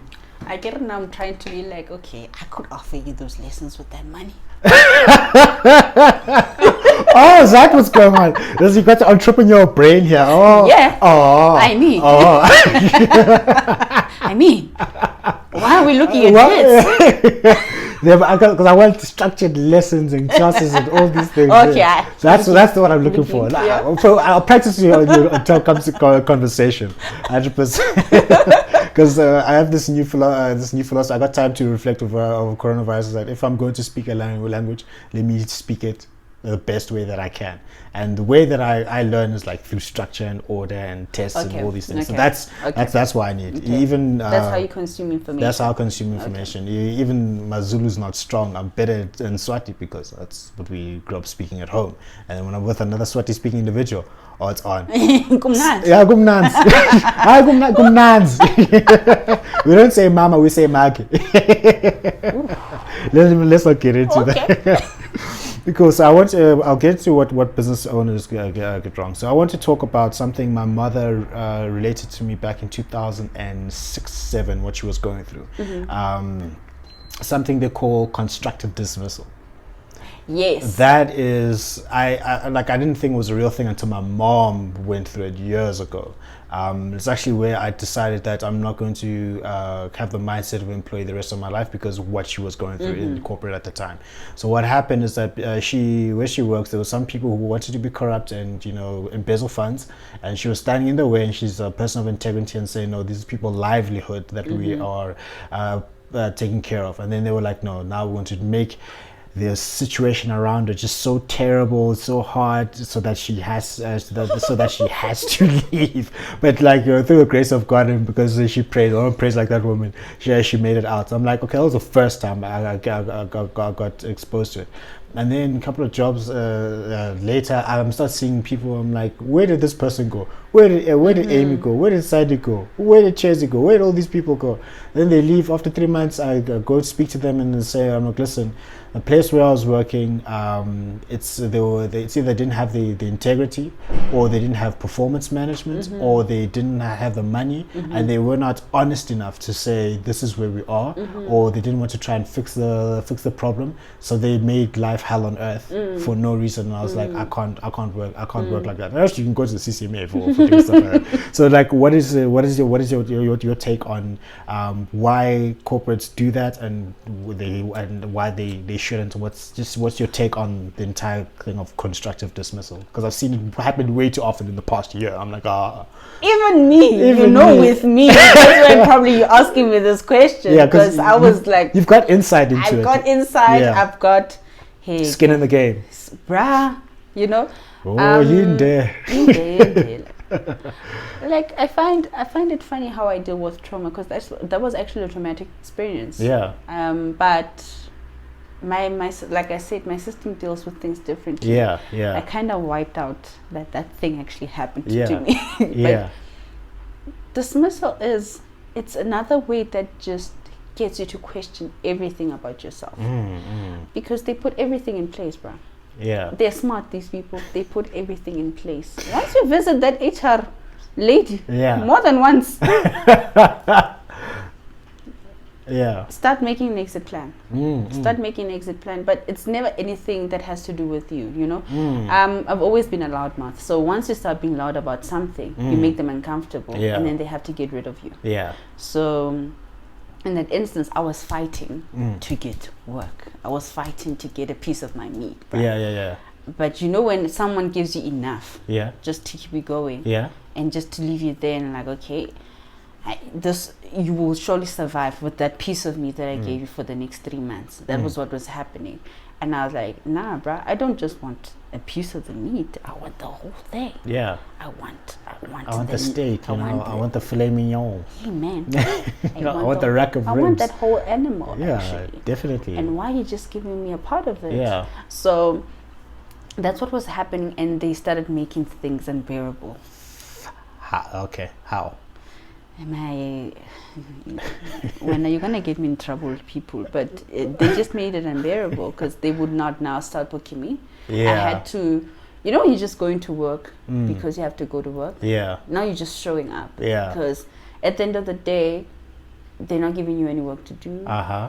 At the end of the day, when you ask, it's like, oh, well, that's what I'm saying. I don't like trying too hard for anything. Yes, yeah. It ended up being when a person looks at you and you're like, oh, and I'm like, I'm your employee, you're my manager, and you say, oh, when you see me. If this was a Zulu person, it would have been, oh, yes, something. By the way, we don't have. Just keep yourself. You don't have. Do you have anything to do? That's an. You're the one that's supposed to assign me something to do. Yeah, so what do you mean I don't have anything to do? And now it started becoming problematic because I was speaking up about it. And I remember once I broke down. I hated myself for that. Yeah. I broke down because I was just like, you don't take it seriously. Oh my God. You know that ugly cry, and I don't ugly cry, guys. I don't ugly cry, but then you ugly cry. You don't take it seriously. You say, you want me to come in every day. Do you know how frustrating it is to come in every day and not do anything? Yeah. I've been doing it for the past 2 months now. There with an ugly cry, I'm like, yo. And that time I had myself, I'm going to be calm. I'm going to go in. Hey, I got this. He's like, so, because it was time for promotion, it was time for my money. It was time for me to speak for my money. Yeah. And this guy just went like, what have you done? Do you think we should promote you?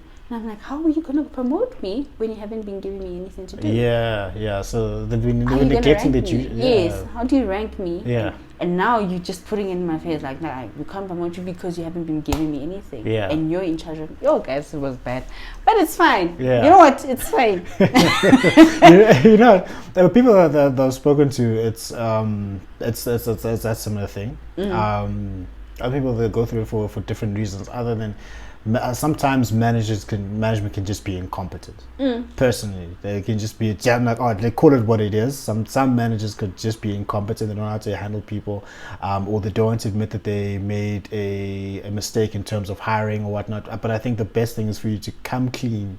Like, just come clean and explain everything. Like, honestly, okay, look, Nthati, this is the situation. Our clients have been drying up for the past 5 months. How can we make a plan? Like, all these, that just be like, just really, really be honest. Or say that, listen, we can't afford your services anymore. Or like, it would have been so much better. And that time you're underpaid, ne? That makes it even worse. Like, if you're overpaid, I think it makes it better. Not to say that it makes it okay. It makes it a bit better if you're being overpaid. But it's fine. But when you're underpaid, bruh, and then people just come in front of you, the opportunities that you were, actually, now that I think about it, I'm just like, just go ninja on them, If I could, I would, yes. But there were so many things that were happening. When people are stealing your work as well and taking it as theirs.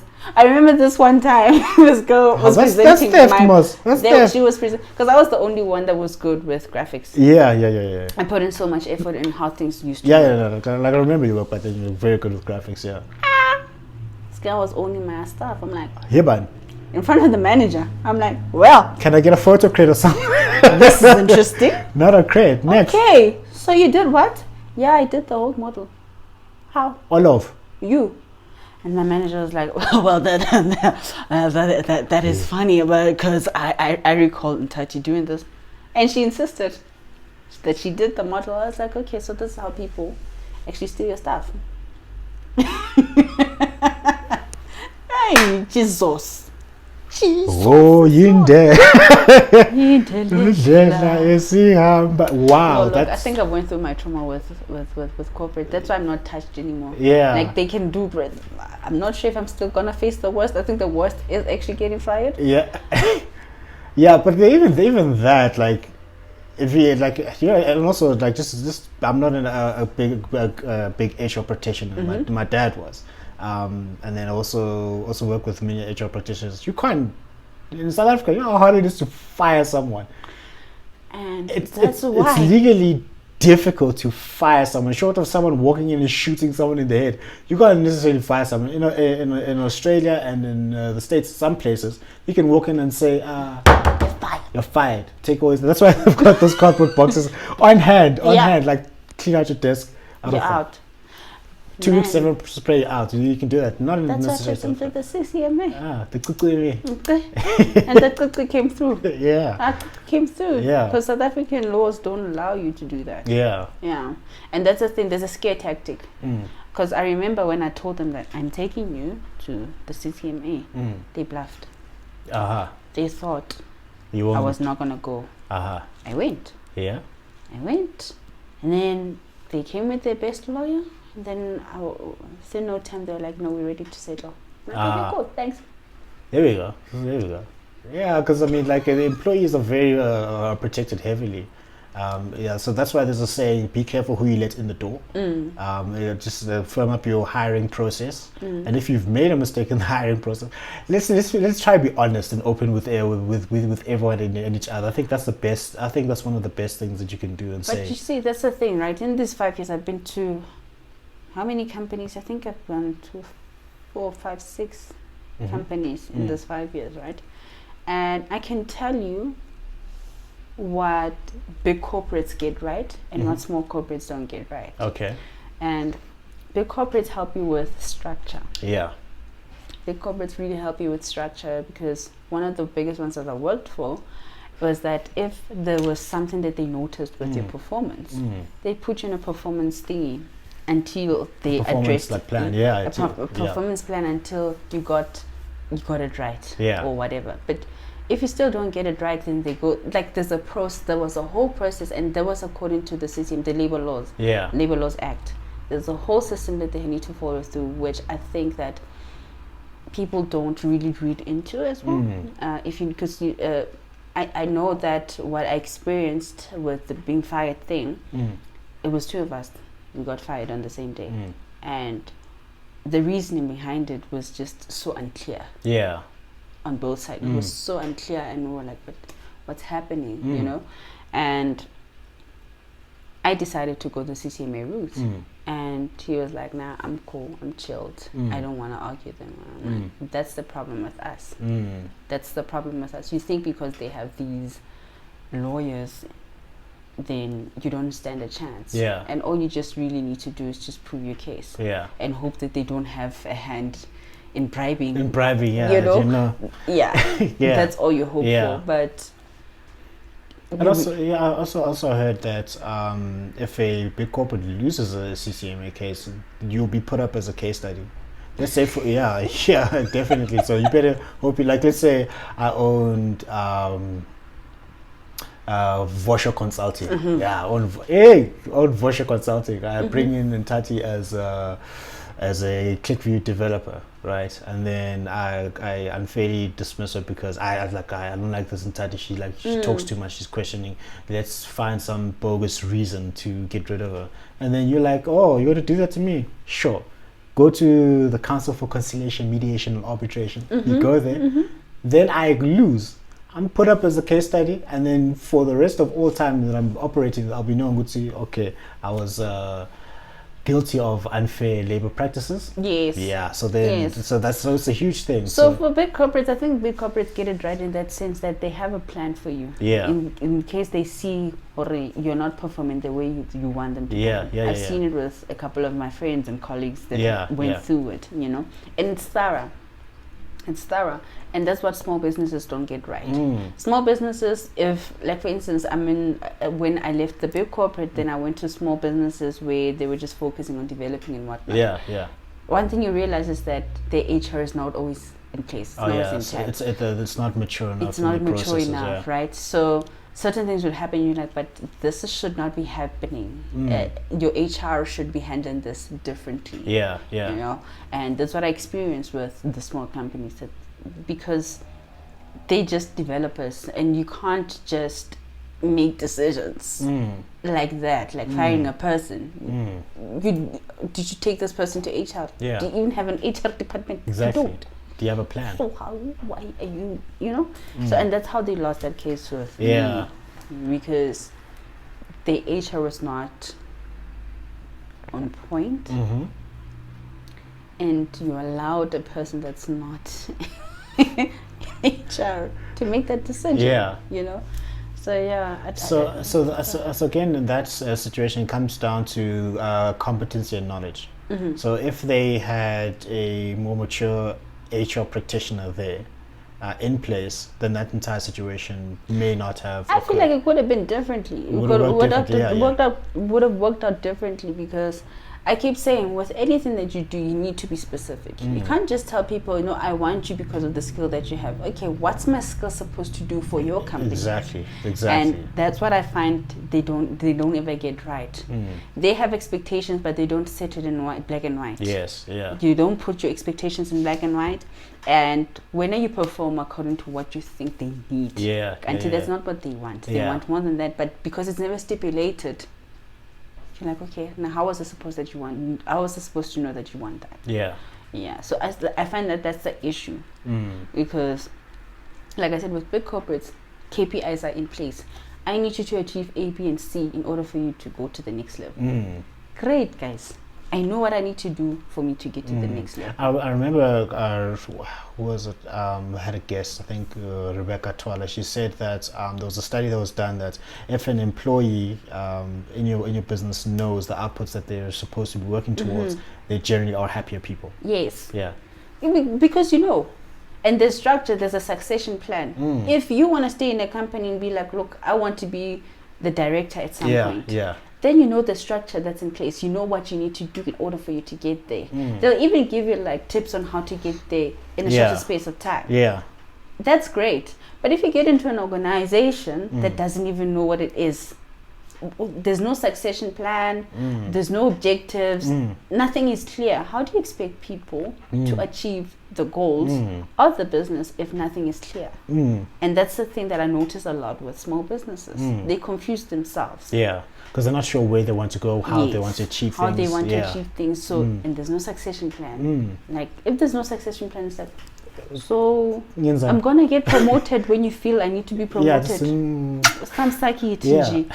That's the problem. I think there's a difference between being too rigid and too specific. At least have something that can guide you, give you some sort of guidance. That's what I'm saying, that other corporates have gotten it right to a point where they can even give you like tips on how to go about it the other way. So like, for instance, if it takes you 7 years to be a director, and someone tells you that, look, I can give you tips on how to actually get it in the next 5 years, then you become the youngest something or something. You get. But other people, Nje, if you want to be big, you need to start thinking big. You can't say I want to be a big business and still think small. 100%. And also, like, that's the thing. I mean, like, I've heard stories of those who start off in corporate and say, like, I'm going to go start my own corporation because I don't like these, for example, HR practices that are being practiced here in the company, and then they go off and become the evil that they once hated. But isn't that the funny thing about that? That's the funny thing. It's like you see that what it was in The Dark Knight, my favorite Batman movie. I think Harvey Dent was saying it's either you die a hero or live long enough to see yourself become the villain. And some people live long enough to see themselves become a villain. They start off as a new employee and say, I'm going to be more of a progressive, transformational leader, and I'm not going to put people through what I went through. Then they start growing and start going in that direction. Then they end up being the tyranny that they ran away from. Yes. So and it's not just business. I think it's personal as well. Like there's certain things like I find it funny how a guy will know that his mother is being abused by his father, right? And then he swears to himself, no, I never hit a woman. Never. And then what happens? They become that exact evil that they say they won't. Yeah. They won't be. So even in corporate, I don't know what happens, but in corporate, I want to blame it on money. Yeah. Because if you step away to be a consultant, now you've been in business, now you're stepping away to be in consulting. Yeah. And you're doing it by yourself. There's a whole lot of money coming in. And I think money actually takes out your personality. Right? Shows you who you are. When you're broke, we don't really see your personality. Yeah. We see your broke personality. Yeah, It's like, it's humble, it's nice, it's fine. Yes. We don't know your rich personality. And once that one comes out, that's where you see your true That's colors. when you still like being tested to say, Yes. okay, are you really this humble, person? or are you a tyrant? Yeah. Which one is it? No, I don't have money yet, so I don't know my personality just yet. Like I'll play this for you like in 5 to 10 years when you've got that man. 10 years is too much. I said 5 to 10 years. 5 to 10. 2 years. Let's put it in 2 years. Listen. All right, let's say 2 to 5 years. 2 to 5 years, I'll play this for you. I'm like, Nthati, like, listen, I asked for the discount all that way back. Now I'm paying inflated prices. What's going on here? I'm fat. You're like, no, sorry. I need to have my my croissant with my blue cheese. Please go speak to my assistant. Go talk to my accountant. Go talk to my accountant. No, but I seriously feel like if you get a different personality now that money's involved. That's who you've always been that person. You've always been this person. Because if you've been generous when you had little, when you were starting more, you'll be more generous. If you were, excuse my French, an asshole, when you didn't have money, you want to be a bigger asshole. When you have money. Yeah. But some people actually hide behind it. So not having money allows you to hide being an asshole of sorts. Excuse my French. Yeah. That's good French. French. I'm sorry. Oui. Yeah. But I seriously think once the money is in and you know the taste of money, well, you see proper personalities come out, and I think that's when the tyranny comes out. Okay. Yeah, and it's a tough thing. I mean, like, I can't necessarily pass judgment on corporations who get things wrong. I think there's a difference between not knowing what you don't know, but then actually being malicious and saying this is a practice that I'm going to do. I'll bring an employee in, and if I don't like them, this is what I'm going to do. I'm just going to be evil about it. Maybe if there's not something you don't know, then fine, grow into it. But it boils down to personalities. Yeah. A lot of us are fighting a whole lot of demons. Yeah. And I've seen it firsthand with so many managers that some managers are actually the people that drive you nuts. They drive you nuts because of the, and you realize, what's I'd be better. Yeah. But they don't see anything wrong that they're doing. Yeah. You see, when a person doesn't even know how to self-reflect, go to their problem. Yeah. And once you tell them that they're the problem, they're and like, they victimize you. Yeah. Step away. Yeah, definitely. Yeah, because I mean that shows it's a lack of maturity for you to not be able to self-assess and like, okay, so I remember there was a division, a place where I worked, where everyone was leaving but the manager was staying. Yeah, everyone was leaving. Yeah, it's like my. Really? These people are. Everybody's leaving? Everyone's leaving. You're what still about there? me? But I'm still here. Interesting. And then people are looking on the outside and the corridor like, this makes no sense. Exactly. Senior people, intermediate people, junior people, they're all leaving, but this guy's still here. And this place is not making money. Something is wrong. And then I'm not sure if the person was able to self-assess. I'm like, maybe I'm the problem here. Maybe I'm the problem here. So that's it takes some maturity. It takes personalities, guys. The other people, banalinkani, like stubborn, banalinkani. They don't want to change. They don't want to listen. What is change? What is change? Me, a problem. There are people that literally do not think they are a problem. Yeah. You have a problem. And face the problem. And you know, the truth is, it's something that's painful. But self-reflection is painful. Yeah, because it forces you to look at truth. Yeah. Self-reflection is painful.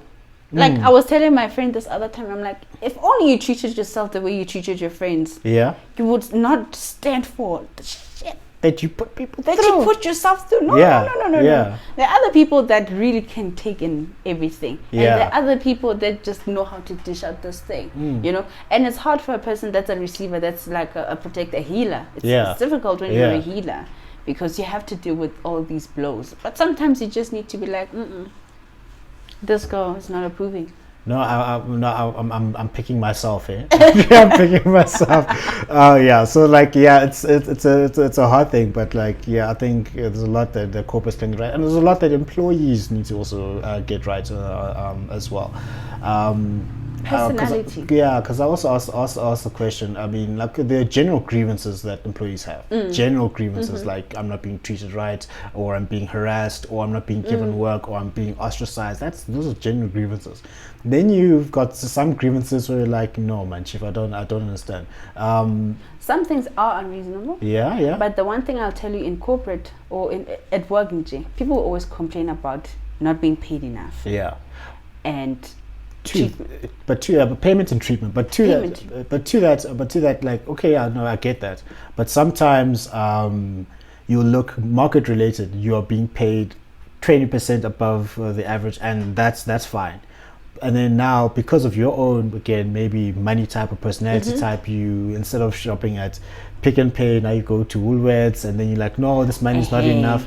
And then you go to, and then now you're fighting your boss. I'm like saying, you're not paying me enough, you're not giving me these, they're not doing these things. They're being fair, but you're not managing yourself. Yeah. That's what I'm saying. Money will always be an issue. Yeah. Because if you don't recognize, okay, like someone said to me, the way you manage 100 rand is the way you would manage 1,000 rand. Yeah. So if you don't know how to handle 1,000 rand right now, yeah, 1,000 nicking, easy.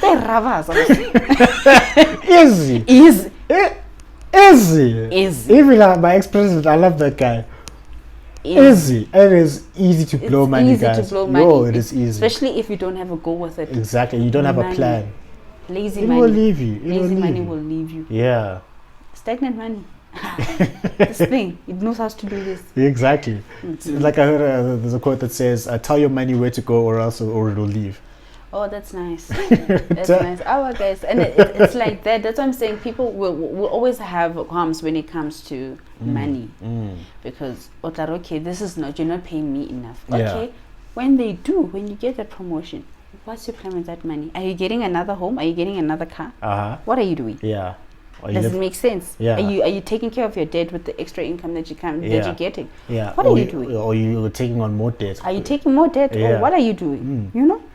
These are real questions. These are real questions that you need to ask yourself. So I think self-reflection is painful because you have to admit to yourself that you're not that perfect person that you're portraying to people. I was like, I'm a perfect person. How could you? And then you look at yourself in the mirror. I'm like, hey, Joe. How floppy. Like, just take time to actually look at yourself in the mirror. And then you find yourself in a situation where you're in 2018. You're like, hey, Nimon. No, and the reflections, rather deal with it now until it knocks. You know, sometimes you avoid things. Yeah. You avoid it to a point where it comes to you. Oh. Yeah, it brings it to the table. It's like, going to be like, hello, it's me. I remember you passing me every day by the bus stop there. I'm just saying, I'm here, and I need you to deal with me. Yeah, properly. And when you have to deal with yourself, you have to deal with yourself. And it's hard. It's hard. I know it's real tough. It's hard. Yeah, that's also I'm looking at. I'm trying to look at both sides here, because you can have corporates who are very fair, and then you have employees who are not able to like manage themselves. That's why I wrote you are a business. Actually, try and understand one corporate thing. Apply it to yourself, and you'll find yourself. There's the section that I wrote on wealth and finances. My god, right? Jesus. I ran my own personal finance ratios. I'm like, let me go sleep. Let me go sleep and deal with yourself. But it's hard for you to go and deal with yourself. I mean, like, there's some employees, I've been around them, they'll complain, I'm not getting paid enough, no leave days. But you actually understand, they're being paid more than enough. They're being treated really fairly. The work is coming in, but they are not taking responsibility for themselves. And then you've got the flip side, where there's an employee who's very committed, who's working towards a cause, and you've got the company that's like, So I'm just trying to look at this both sides because we just wanted to mention that you've been great. This has been a great thing that you've been. It's been a great thing. I don't know how we're going to deal with you. But, unfortunately, the business is going under a lot of strain right now, so promotions will not be processed. Happening for you. Processed. But that's not what you were saying when you wanted to date. Come on. That's not what you said. Definitely, yeah. Like the walk at him, like I don't know how we're going to survive without you from Monday, but we're definitely going to try. Bye. I'm not this girl. Actually, I think I'm going to start doing. I'm planning on doing book reviews, right? Because you can see I've got a ton of books that I've read. I haven't been sharing the knowledge from them. This is the very first book my dad had me read. What's that like? What's wrong with me? What happened? I'm weird. Yeah, I know. I'm weird. So then, the first book my dad had me read is like, you're going to corporate, ne? Right. Here's a book. I want you to go and read it. Titles like I see this like this the cover of a guy in a suit and a python wrapped around him, and the title of the book is Snakes in Suits. How to identify psychopaths at work. I'm like, my dad. Yeah, it's a deep. Guys, I should have read that. That's a deep. Yeah, actually, like my dad did me a favor. Well, it took me a long time to learn the lessons, but there are different personalities and psychopaths at work. I'm like, even in life, but like more so at work because now it's. Yes, I even started getting depressed. Corporate, guys. I even started getting depressed. There were times. That's what I'm saying. 2016. Was the year I was like, that's your second year of working. That was my second year of work, and then I think second year of work, the first year of work. Now, first year of work is always amazing. Yeah. I think the first year of anything is always amazing. Yeah. Whether it's unless it's the first year of a new decade, like 2020. 2020. Let's not talk about 2020. You don't understand what's happening. Ooh, 2000. I remember like New Year's 2019, 2020, Vision 2020. I'm gonna have a great year. I'm gonna change my life. I'm gonna do all things, and then Corona's like, "Yo, hold my beer." Corona's like, "Hold my beer." Corona was like, oh. Look at him. Look at him making these tests. Yeah, and I remember seeing a meme of aliens. Aliens. Sent me of aliens. I think it was for the month of July. I was like July, and the aliens are like, "Oh, I'm so nervous." Aliens It's my turn. It's my turn. Oh, wait, you like can't personally get worse. I'm like, yeah. I got you. Oh my goodness! All right, cool. So I just want to go to the next one, which is which feeds into research for the next book I'm writing, which has been it's been difficult because it needs a lot of self-reflection on my part. It's the most difficult exercise. It's called Father of Man. It's based off of the proverb. I can't remember who wrote it. I'll remember. It says that child is the father of man. And that means that there are some issues that we're facing now, whether some issues and behaviors and thought patterns that we are going through now that stem from way back then in our childhood, way back. And then going back to address those is quite painful. I've been going through a process, and it's been tough. I had to go face myself. Maybe that's why some corporate leaders are acting like psychopaths, because they haven't dealt with whatever. True. Yeah, that's true. Not even corporate leaders, everyone, all of us. So then, so I'm going to start about tackling that, and then the next thing I wanted to talk about was the past year and a half has been more evident with all the gender-based violence, femicide, hashtags. I can't remember all of them. Me Too, Am I Next, Am I Safe, Men Are Trash. All of them. These are tough. So then I'm also so then a lot of people are focusing on the problem. They're saying, okay, men are trash. Okay, yeah, sure, we know, right? We know. I honestly believe that people can be trash, or a blanket statement, or people. But they're saying men are trash. I'm like, and then they're focusing on the problem. I believe what you focus on, you keep moving towards. So you keep focusing on the problem. And then there's a lot of drives for women empowerment, and that's good, and I'm for that. Now, what about the boy child? What about the male child? Yeah, what are we going to teach them? So I want to get from your perspective, being a young black female in South Africa, seeing the landscape. I know earlier on you said you don't want to identify as a feminist or a religious person, a spiritual person. I want to get your take on what can men do better. I don't believe there's perfect men. Never existed, probably never will. No, it never will. I can say that with confidence. It never will. Jesus. And then what role can females play in this entire place we find ourselves? I think with what you just said, like, it's important. What you just said right now is important. Ne? We're focusing on men, and I believe that men are not the problem. Yeah. Society is our problem. Yeah. Society is our problem, and we need to do a self-reflection of how bad we've been to each other. Yeah, as a society. As a society, Okay. how bad we've been to each other. And the fact that gender-based violence is happening right now, the question is, what have we been doing in the past to address these things? Yeah. Right. And I think we've had this interview before, and I said to you that with gender-based violence, and I was wondering why we're not saying men are killing women. Why don't we just say men are killing women? And someone was like, no.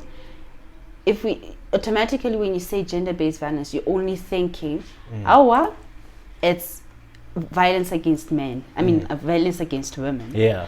And it's not entirely the case, because women can be abusive to men as well. It's just that because we see that there's killing now, and we like to associate abuse with men being physical, but we don't talk about the emotional aspect of things. Yeah. So my thoughts around it is that we as a society need to come together and be like, look, there's certain things that we really need to talk about. And the first question should be, what do I do when I know my brother's the one raping? That's a tough thing, eh? That's a tough question. Yeah.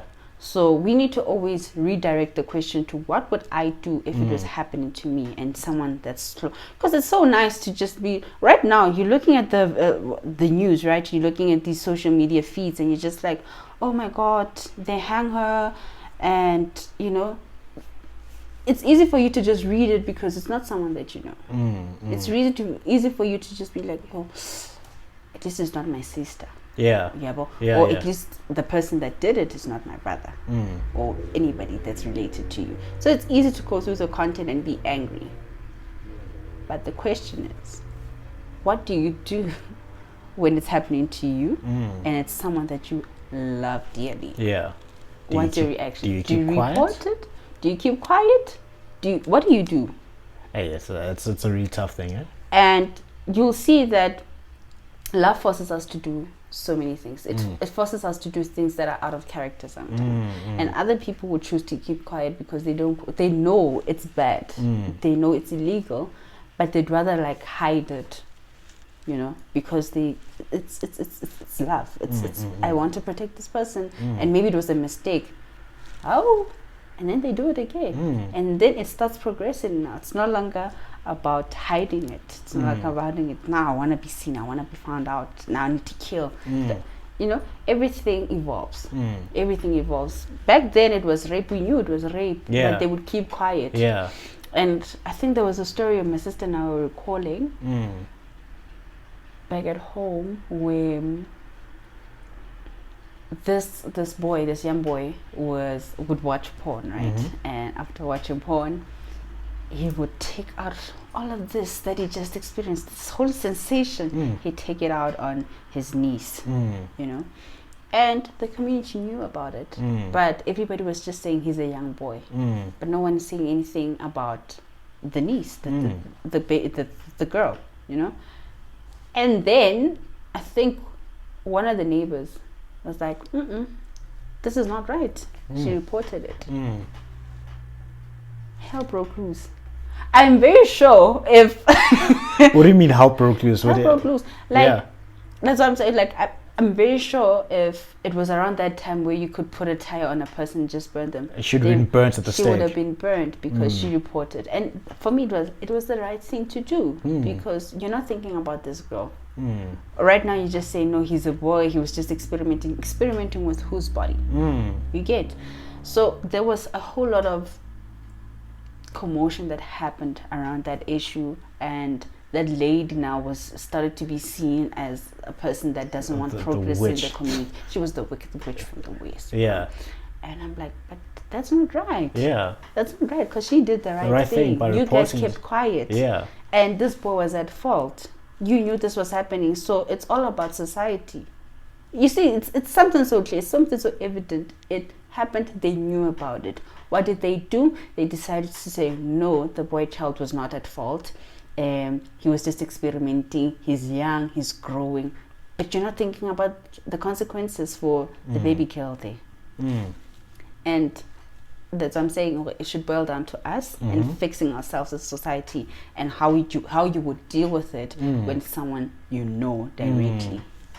Yeah, that's a tough thing. That's a really, really tough thing. For example, like someone who's close to home is now doing this thing, because I honestly believe that in that case, if you don't report it, then you are by somehow justifying it. You are, and then you're justifying perpetuating it, and then if you do that, then you don't have a right to be angry when you see another story of that it happening elsewhere and saying hashtag we need justice for whatever, but then you let injustice happen close to you. And that's that. Like, as I'm saying, love is a dangerous thing. Love is a dangerous drug to everybody, and it pushes you. And I don't think it's right. Yeah, I don't think it's right, and that's why with so many people in our society, is that love has blinded us so many times, because you're just like, no, but you're not capable of doing this. And in actual fact is, you are capable, and you did it. Yeah, and you're my son. Yeah, you know. So now I need to send you to jail. I need to send you to jail. I need to report it. Yeah, and then also another thing is, it's like what happens to the family name. I get it. What are people going to say? I keep saying that we've fallen victim to Batubataring because we don't want to admit, guys, we fucked up and there's nobody. I think the problem with society is that we want to perpetuate perfection. Yes. And that's the problem. As false image that we're a perfect family, we don't do anything perfect wrong. Family, you don't do anything wrong. We want to perpetuate perfection. That's why it's so easy for us to want to lie for someone, so that you can keep, you don't taint the surname or you know, the family. And it's like, guys, go fella. If we had to come to the table and show you what's happening in our lives, you'd see that nobody's perfect. Yeah. But we come out here saying, all right, it's perfect, everything is fine. No, if that was the case, we wouldn't have so many traumatic experiences. Yeah, that's true. We wouldn't be having childhood traumas. And someone that thinks, oh, you come from a perfect family, how giddy giddy, next giddy giddy, your parents are getting divorced, how? Yeah, how? You're a perfect family. Yeah, you know, it's serious, guys. This thing of wanting to be perfect, and we know very well that we cannot be perfect. It's a problem. It's toxic. Even in relationships, I know I'm deviating, but I'm just... You still staying around the topic, It's even around relationships, this thing of wanting to be perfect, that no one can leave you because you're perfect. Toxic. Yeah, so then you start doing things that are not necessarily healthy for you or the other person to make sure that they're staying. I really don't get this thing of, you know, when people hate on their exes. Hate on the exes because they've moved on.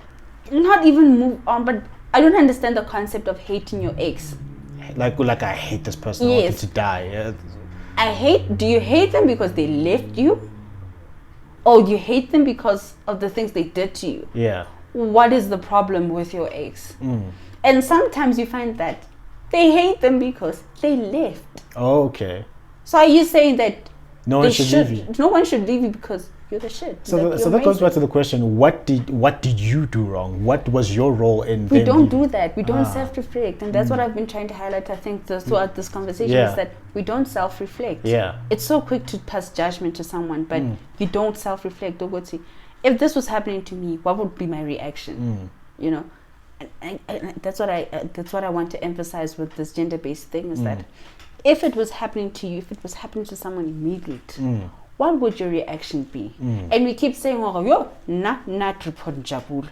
And then Jabula does the worst of worst. And then what do you I'm like, actually, it wasn't that bad. She was probably lying. And then you start justifying it. Yeah. Because you know the person personally, and you don't want to associate them with the truth when the truth is this person did it.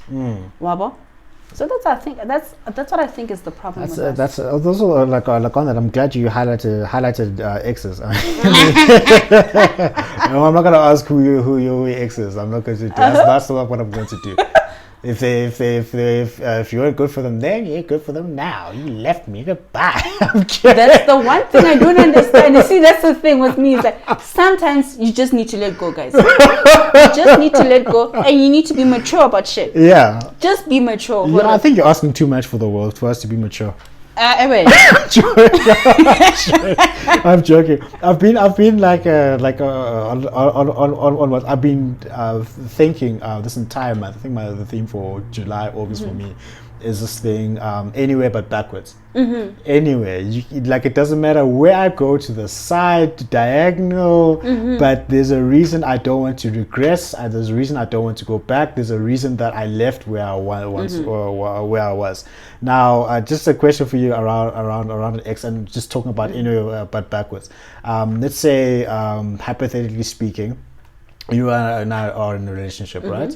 And then I don't treat you well. Like I break up with you and I say, Nthati, you're useless. You don't do this. You I don't think you're capable of being loved. All these harsh things, right? Then I leave you be. I leave. I just you leave. You grieve. You start growing, and you start focusing on me. Hashtag I'm focusing on myself. I'm growing myself. The self-love. You know, all these things. And then I come back a year or two later, and I say, Nthati, I was wrong. Oh, Satan. I'm sorry. That was French. I think she meant Sultan. Sultan is someone who's as a conqueror. Satan, the devil. So no, so I come back a year, 2 years later, and I say I was wrong. This is the mind space I was in. I still believe that you are worthwhile. Can we get back together? What do you do in that case? Look, it depends on the situation. No, I'm not gonna lie and say I'm perfect. Ne? Yeah. I've done so many stupid things, especially when it comes to relationships. Yeah, we all have. Going back to exes and whatnot. But the one thing I want to say about going back to people is that, have you sorted out what broke you up? Yeah. That's the first question that you need to ask. And why is there why is there still an interest in it? Yeah. You know? So I think what we do sometimes is that, okay, first of all, I'm polyamorous. Yeah. I don't believe that one person is meant to be with one person. Yeah. That's for me. And I know it's unconventional, but it's fine. Do what you have to do. Do what makes you happy. Unconventional is relative. It's relative, yeah. but I'm just like, do what you have to do to be happy. We don't have any recipe for this life thing, right? Hey, August is coming up, so. Where?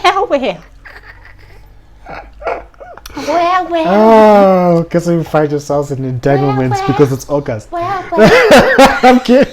I think I would edit that part out. Carry on. But I was just saying.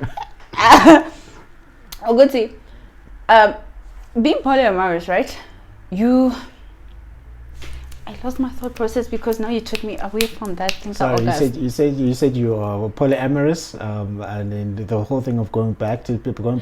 Yes, exes, going back to exes. I've done it, and the point I was trying to get at with being polyamorous is that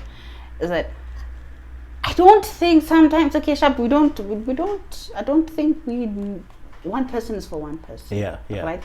Mara, going back to exes was always that thing, Yahore.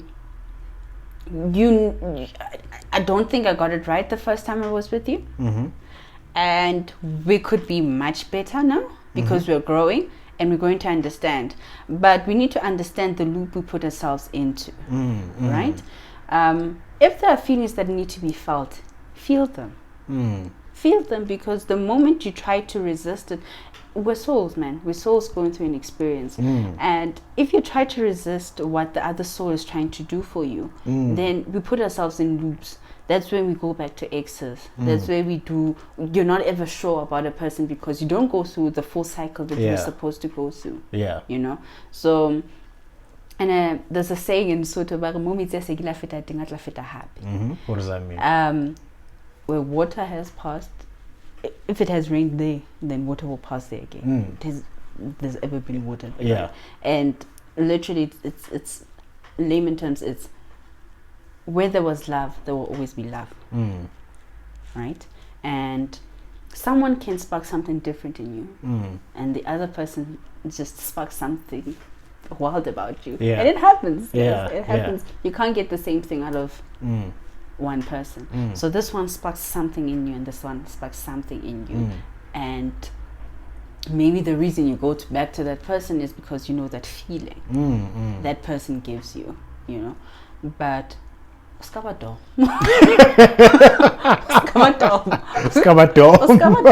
If you see that the results are not coming out the way that you want them to be, just let it go. For the rest of the time. Let it be. Sometimes when you come back like that, it's just like, oh yes, someone is testing me. Just again. This is a test, and it comes back with that one that you can't break a connection with, like soul ties. I think I was speaking about soul ties this week, where you can't break a connection with someone because you just don't understand. When you see them, your legs, you're like, you get all flustered, like Sahua goes out the window. You get flustered, like, hey, this is so out of character for me. Oh, you dare. By the way, when you find that person, run. Why? That person that makes you feel like that, run. Why are you running?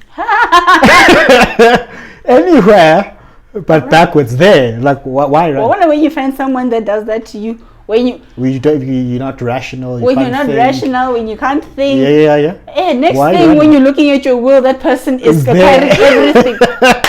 Hamba sissy, don't do it. Okay. Don't do it. Yeah, because I mean, like, it's amazing because I mean, quite a number of people in my circle have been going through the similar thing. Guys and girls alike. Where we regress. No, when I say regress, they say, okay, I went through this with the next, and now they're coming back into the picture. And then, so what is it? Do I go back? I'm not sure if they've changed.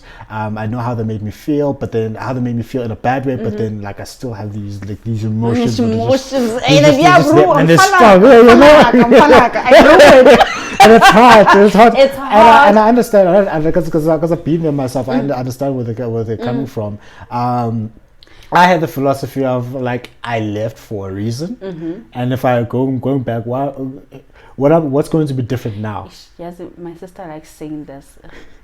I can't vomit and eat my vomit again. Like a dog goes back to its own vomit. Yes, you can't do that. It's disgusting. Why do you keep going back to exercise? Yeah. Gary, you know the heart is complicated. Yeah. The heart is complicated. It's very complicated. That's why, Gary, sometimes you just need to reflect about what it is that you like about that person. Yeah. And it's familiar. Exes are familiar. You don't have to try. You don't have to start from A to Z again. They're familiar.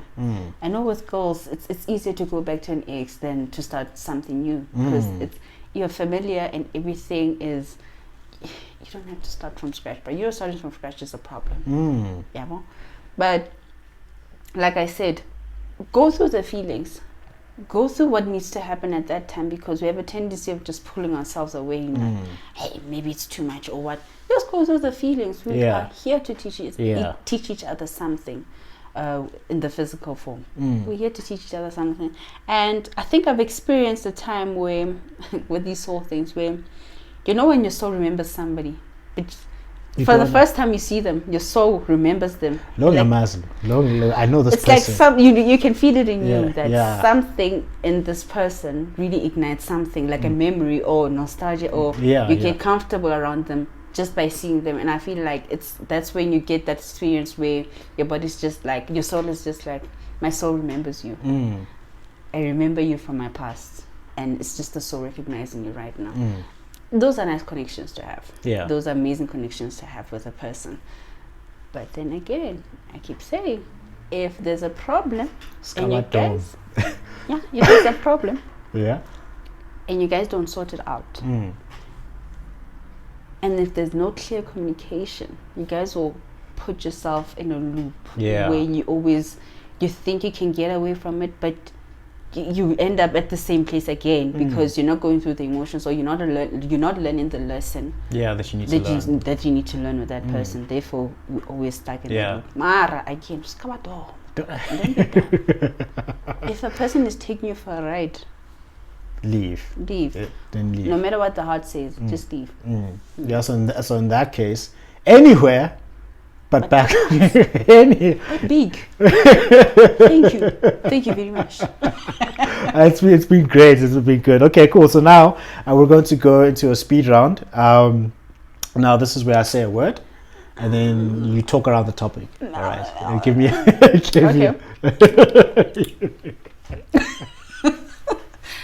What's wrong? All right. Cool. All right. One Punch Man or Superman? That's difficult. Okay, look. Satan is boring, man. Yes. I'll go for Superman. I'm reserved about him, but I'll go for Superman. Why would you go for Superman versus One Punch Man? One Punch Man, he's uninspired, man. He's bored. Why be that powerful? He can't lose, and he can't lose. One punch. So I'll go for Superman. Okay, cool. All right, cool. Then the next one, Batman or Iron Man? Iron Man. Why Iron Man? Wrong answer. I know. That's why you're like, I feel like Bats is a punk. Why is Bats a punk? But like, he doesn't have any issues. I mean, he just had a traumatic experience and just used his billions to dress up in leotards and beat up criminals at night. Let me tell you something, man. Yeah, what's up? I don't know. Maybe it's the culture right now, but I feel like we with Batman, Batman for me has been taken out of context. The human element out of Bruce has been taken out of context for me. And with maybe it's because of the movies that they're depicting of him right now. But with Iron Man, especially when he had that, was it Iron Man 2? No, it was Iron Man 3 where Miss Pepper was turned into a human thingy, man. You remember? What was it? Iron Man 3. It's Iron Man 3. What is that when you had like a post-traumatic stress disorder? Yes. Yeah. So for me, it felt like Iron Man is human. He's bound to have these things. Like, he's not strong. Without his armor, he's not strong. He's just a billionaire, a philanthropist. Playboy. He's just literally that. But with Batman, you can defeat the Superman drunk. I know. It's good writing. It's good, right? And I know, okay, Bat is smart. He can fight with your weaknesses. Once you have a weakness, and he can exploit that. Yes, that he's smart. Yeah, that's what I do. But some things are just like, no, guys. He's human. He's still human. 100%. He's still human, but you're taking that out of it. So that's how I feel with Batman. So between the two of them, you feel that Iron Man is more human. Yes. Based on the recent comics and movies. They're still keeping Iron Man human for me. Okay. He's bound to these things. He can get post-traumatic stress. It's fine. Good. It's understandable. Bats. Next. Mr. Bats. The Batman. That's right. Okay. House music or kwaito? Listen, your house heads out there. This is Nthati, and she's about to choose between you or kwaito, Azisha. You can't do that to me. Do or black coffee? Yeah? What's going on? Sala, you Sajula. I like that song. I play for a girl. I'm like, girl, I'm playing this in my car. You know what this means? I don't care what you think. No matter what happens. And I'm wearing an all-star. Jabula, you can't do this to me. I can. Why? Kwaito or house music? House music, okay. Can I not choose? Can I just miss this? Okay, no. Okay, let me reframe the question. Okay. What do you love about house music, and what do you love about kwaito? I can go there and be ratchet and just it's ratchet.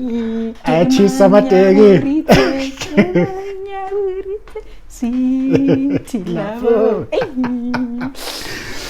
Nice. Why you for me? Sure. Why when I for Muntu? And you want me to choose? And then you have soul candy compilations that you want me to choose between. Are you listening to yourself? Yes, I am. Are you listening to yourself? Yes, I am. I refuse confused to answer this one. They must go and I love house music. Yeah. Because house music is a genre in itself. Like there's so many things that you can find in house music. You can find soul, you can find the commercial stuff. Yeah, you can find the deep house, you know. So it just depends on the mood. But I still want to dance. Yeah. I love dancing, so I still want to dance. And then, guys, quite to just remind just me does of home. something. It just, like the cassie in me kicks in. Yes. Yes, I like that. So we will play Nina Brothers for you. Oh, sorry? Ujonin. Yo, no baby man. Yo, no magana man. No. Shouting down. Yeah. Can I just do it? Yeah. Yeah. And then last one on this one, Scoopum Yenza. And then you want me to choose? Please look at yourself. I'm sorry. Stop. People. I had a friend. I still have as a friend now. Her name is Nthati Machesa. She's like she's a princess. Right? Machesa, like I'll have you on the show so you can speak for yourself if you're a princess or not. She said to me like, Jabul, I don't understand you. I'm like, what do you mean? You love EDM, but then when Kwaito comes on, you just become this. I'm like, oh, yeah. Kwaito just does something to me, chief. That's it's like DNA. It's just like, just does something. DNA, it does something to you. Like no matter where you are, sure. Even if I made it in life, even I come to sit and have tea with Beyonce. With your, you know, like with your croissant and your blue cheese, you know, and Earl Grey tea. You know, maybe Sister Patina. Oh, I'm like, oh shit. I'll be like, hey guys, I'll be seeing you in the meantime. I'll be there all professional, right? Croissants. Yeah. Yes. And then Sister Virginia. It's like, okay, got it. I'm out. And then the person's like, I wonder what's wrong with her. What just happened? Miss Machesa, what just happened? Listen. There's something about Kwaito music that just doesn't. There's something about home. Hey, there's something true. There's just something about music. Music. Like even in like church services, there's a difference between like, you know, those old school like vernacular songs, and then you've got the what's funny, songs. Those are great. You know what's funny? Yeah. And as much as I'm not religious, give me gospel songs to sing. No. I'll sing. I'll sing, and I'll even listen to them just like. Ya morena, ay, ibe. Yeah, there we go. And you get the method. My grandfather was a pastor. So Jenna, you sure he's spinning? What happened? He's spinning like. Like if you listen to the podcast, I'm like, yeah, polyamorous. If they're spinning, it's because of Misha. Oh man, that was fun. Like, I did. Okay, so, all right. For you, who is the best DJ in the country? Best DJ in the country. Yo guys, I was watching Lockdown, Yeah. And for me, DJ Cleo stood out. DJ Cleo stood out. Really? It was amazing. I think his whole performance was amazing. The integration and like, look, he just managed to put everything in one. There was house music, there was kwaito, there was amapiano, there was being able to take all those genres and just play them. Everything, and it was so seamless. It was amazing, and you can see it's effort and it's passion. He's passionate about what he does, so he really stood out for me. That's good. For me, I had a great time watching Shimza's sets. Shimza. No. Like okay, I'll be there doing work, play Shimza in the background, just there. Your report has a typo. Okay, let me stop the music. No, like definitely just the way, like he's so technically good. Yeah. And then the way he's just able to play those songs, and I just love his style. It was seamless, no? Yeah, I love his style. I know it's amazing. I mean, Clear captured me. You know, he captured me. You got captured like he is a Gupta in your South Africa. The thing is, he captured me. He captured. He touched me. Yes. He touched me. Yeah. Me. He captured me, but I think it's because now I've always been a Cleo fan. Ah, okay. Ne? Escalade. Yeah. You know when Escalade came out, ne? But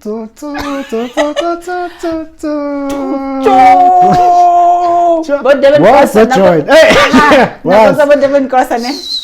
Don't run away. Don't run away. Doing the Durban Kwasi. Devin Kosa, man. Yeah. I was doing the Devin Kosa Yeah. a lot of the time, right?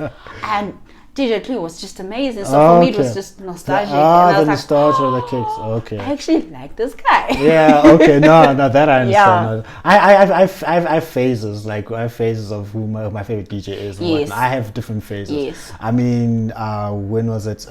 It's unfortunate that Vici died. He was my favorite, like still my favorite, like EDM DJ. And then when it comes down to the local guys, I'll vacillate between Black Coffee and Shimza, and obviously Tema. Yeah. Your brother's also my favorite. He's good, eh? Your brother. I know he's good, eh? Fonza. Aye. I know. It's There was a time. Yeah. I'm sorry. What's a name euphonic? Nah, where am I? I am sorry, Temba. That euphonic, man. I know he's good. I was like, what's the hype about that? I took time to listen. I'm like, one of that mix that he did for So Candy. yeah. Oh my gosh, guys. I even want to cry when I think about that compilation. It's hot, eh? Which Soul Candy version? Soul Candy 4 Dix 2, I think. Soul Candy 4, okay. Mixed by Euphoric. Yeah. Right? Once again. Ah, Starts yeah, with that one, yeah, right? yeah. And then it goes in Yeah. down. Ah, Yeah. Guys, I know yeah, what is that compilation? I don't know. Your tongue. It had me screaming like a robot. What is that? Till today, I get the same excitement. Yeah. You know, and that came out. That was like 2008 or 9. It was a while ago. Yeah. A while ago, 2009. That album came out. Ne? But I tell you, if I listen to it, I get the same. Same feeling. Same feeling I get. Yeah. When I listened to it the first time, it's like boom, boom, boom. Ah, Oshano, man. I don't care. For me, my first song, I think it was 2011, 2012. We came out with "They Must Go and Shut Up." I'm like, yeah, Nazo, all of them. He's a brother, that's right. Also, do you know every single song your brother has released? Do you know it? Not every single song. Not every single song. I should. You do want to share his mixes with me? I was not gonna put them on BitTorrent. Like, just ask me. Just ask. I know quite a number of them. Yeah, definitely. Some of them before they come out, but you know. Well, Sometimes. All right, cool. The thing about this one, entanglements. Entanglements. Okay.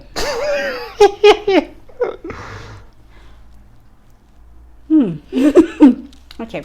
Always know what you're putting yourself into. Yeah. Always. Get your boundaries clear, right?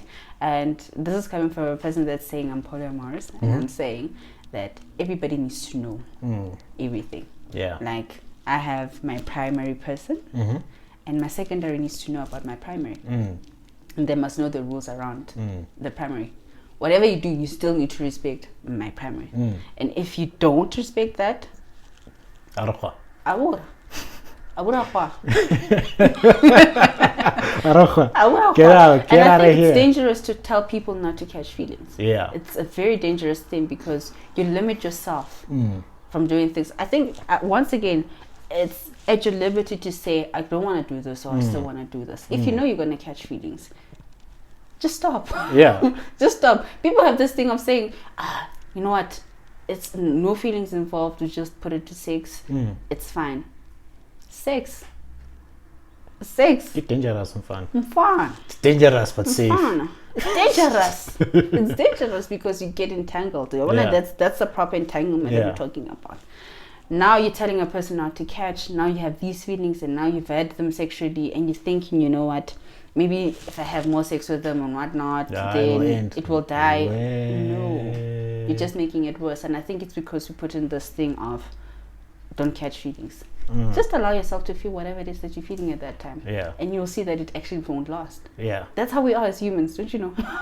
We're wired to move on. We're wired to move on. Like, Yeah. once it's out of your system, it's like, okay, Oh, that was fun. we felt it. It had to. Okay, cool. Move on. Move That's on. what you do. Anywhere but back. Okay, cool. Africa. Amazing. Okay. Amazing and exploited. Amazing and exploited. Yes. That is amazingly true. Money.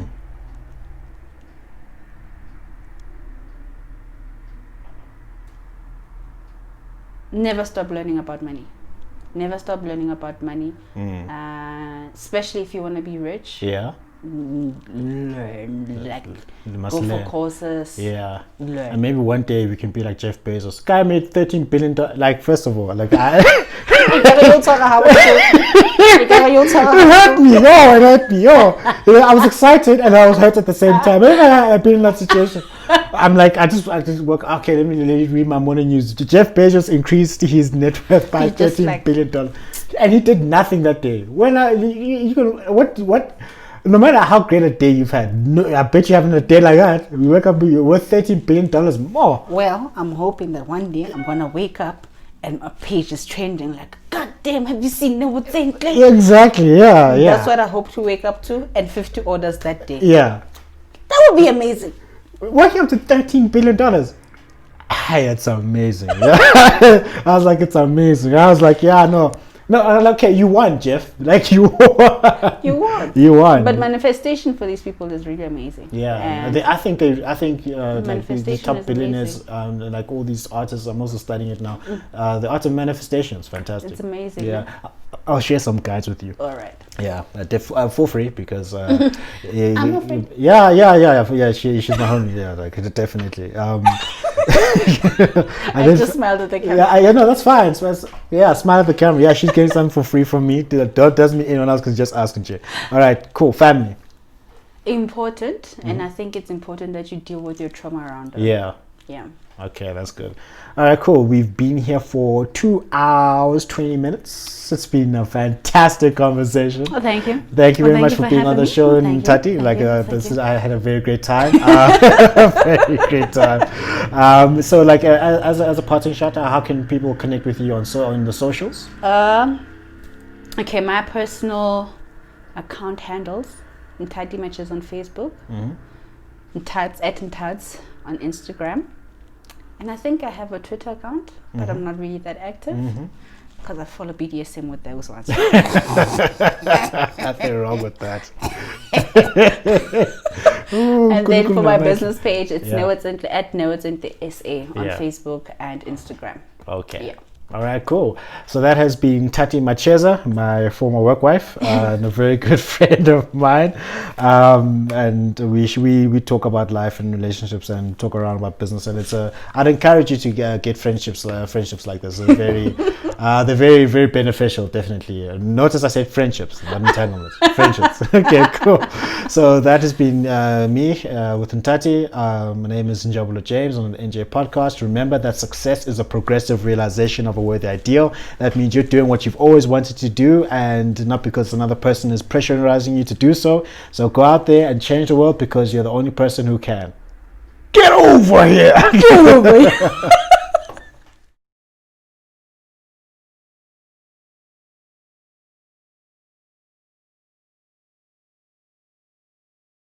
Success is the progressive realization of a worthy ideal. I'm gonna show you how great I am.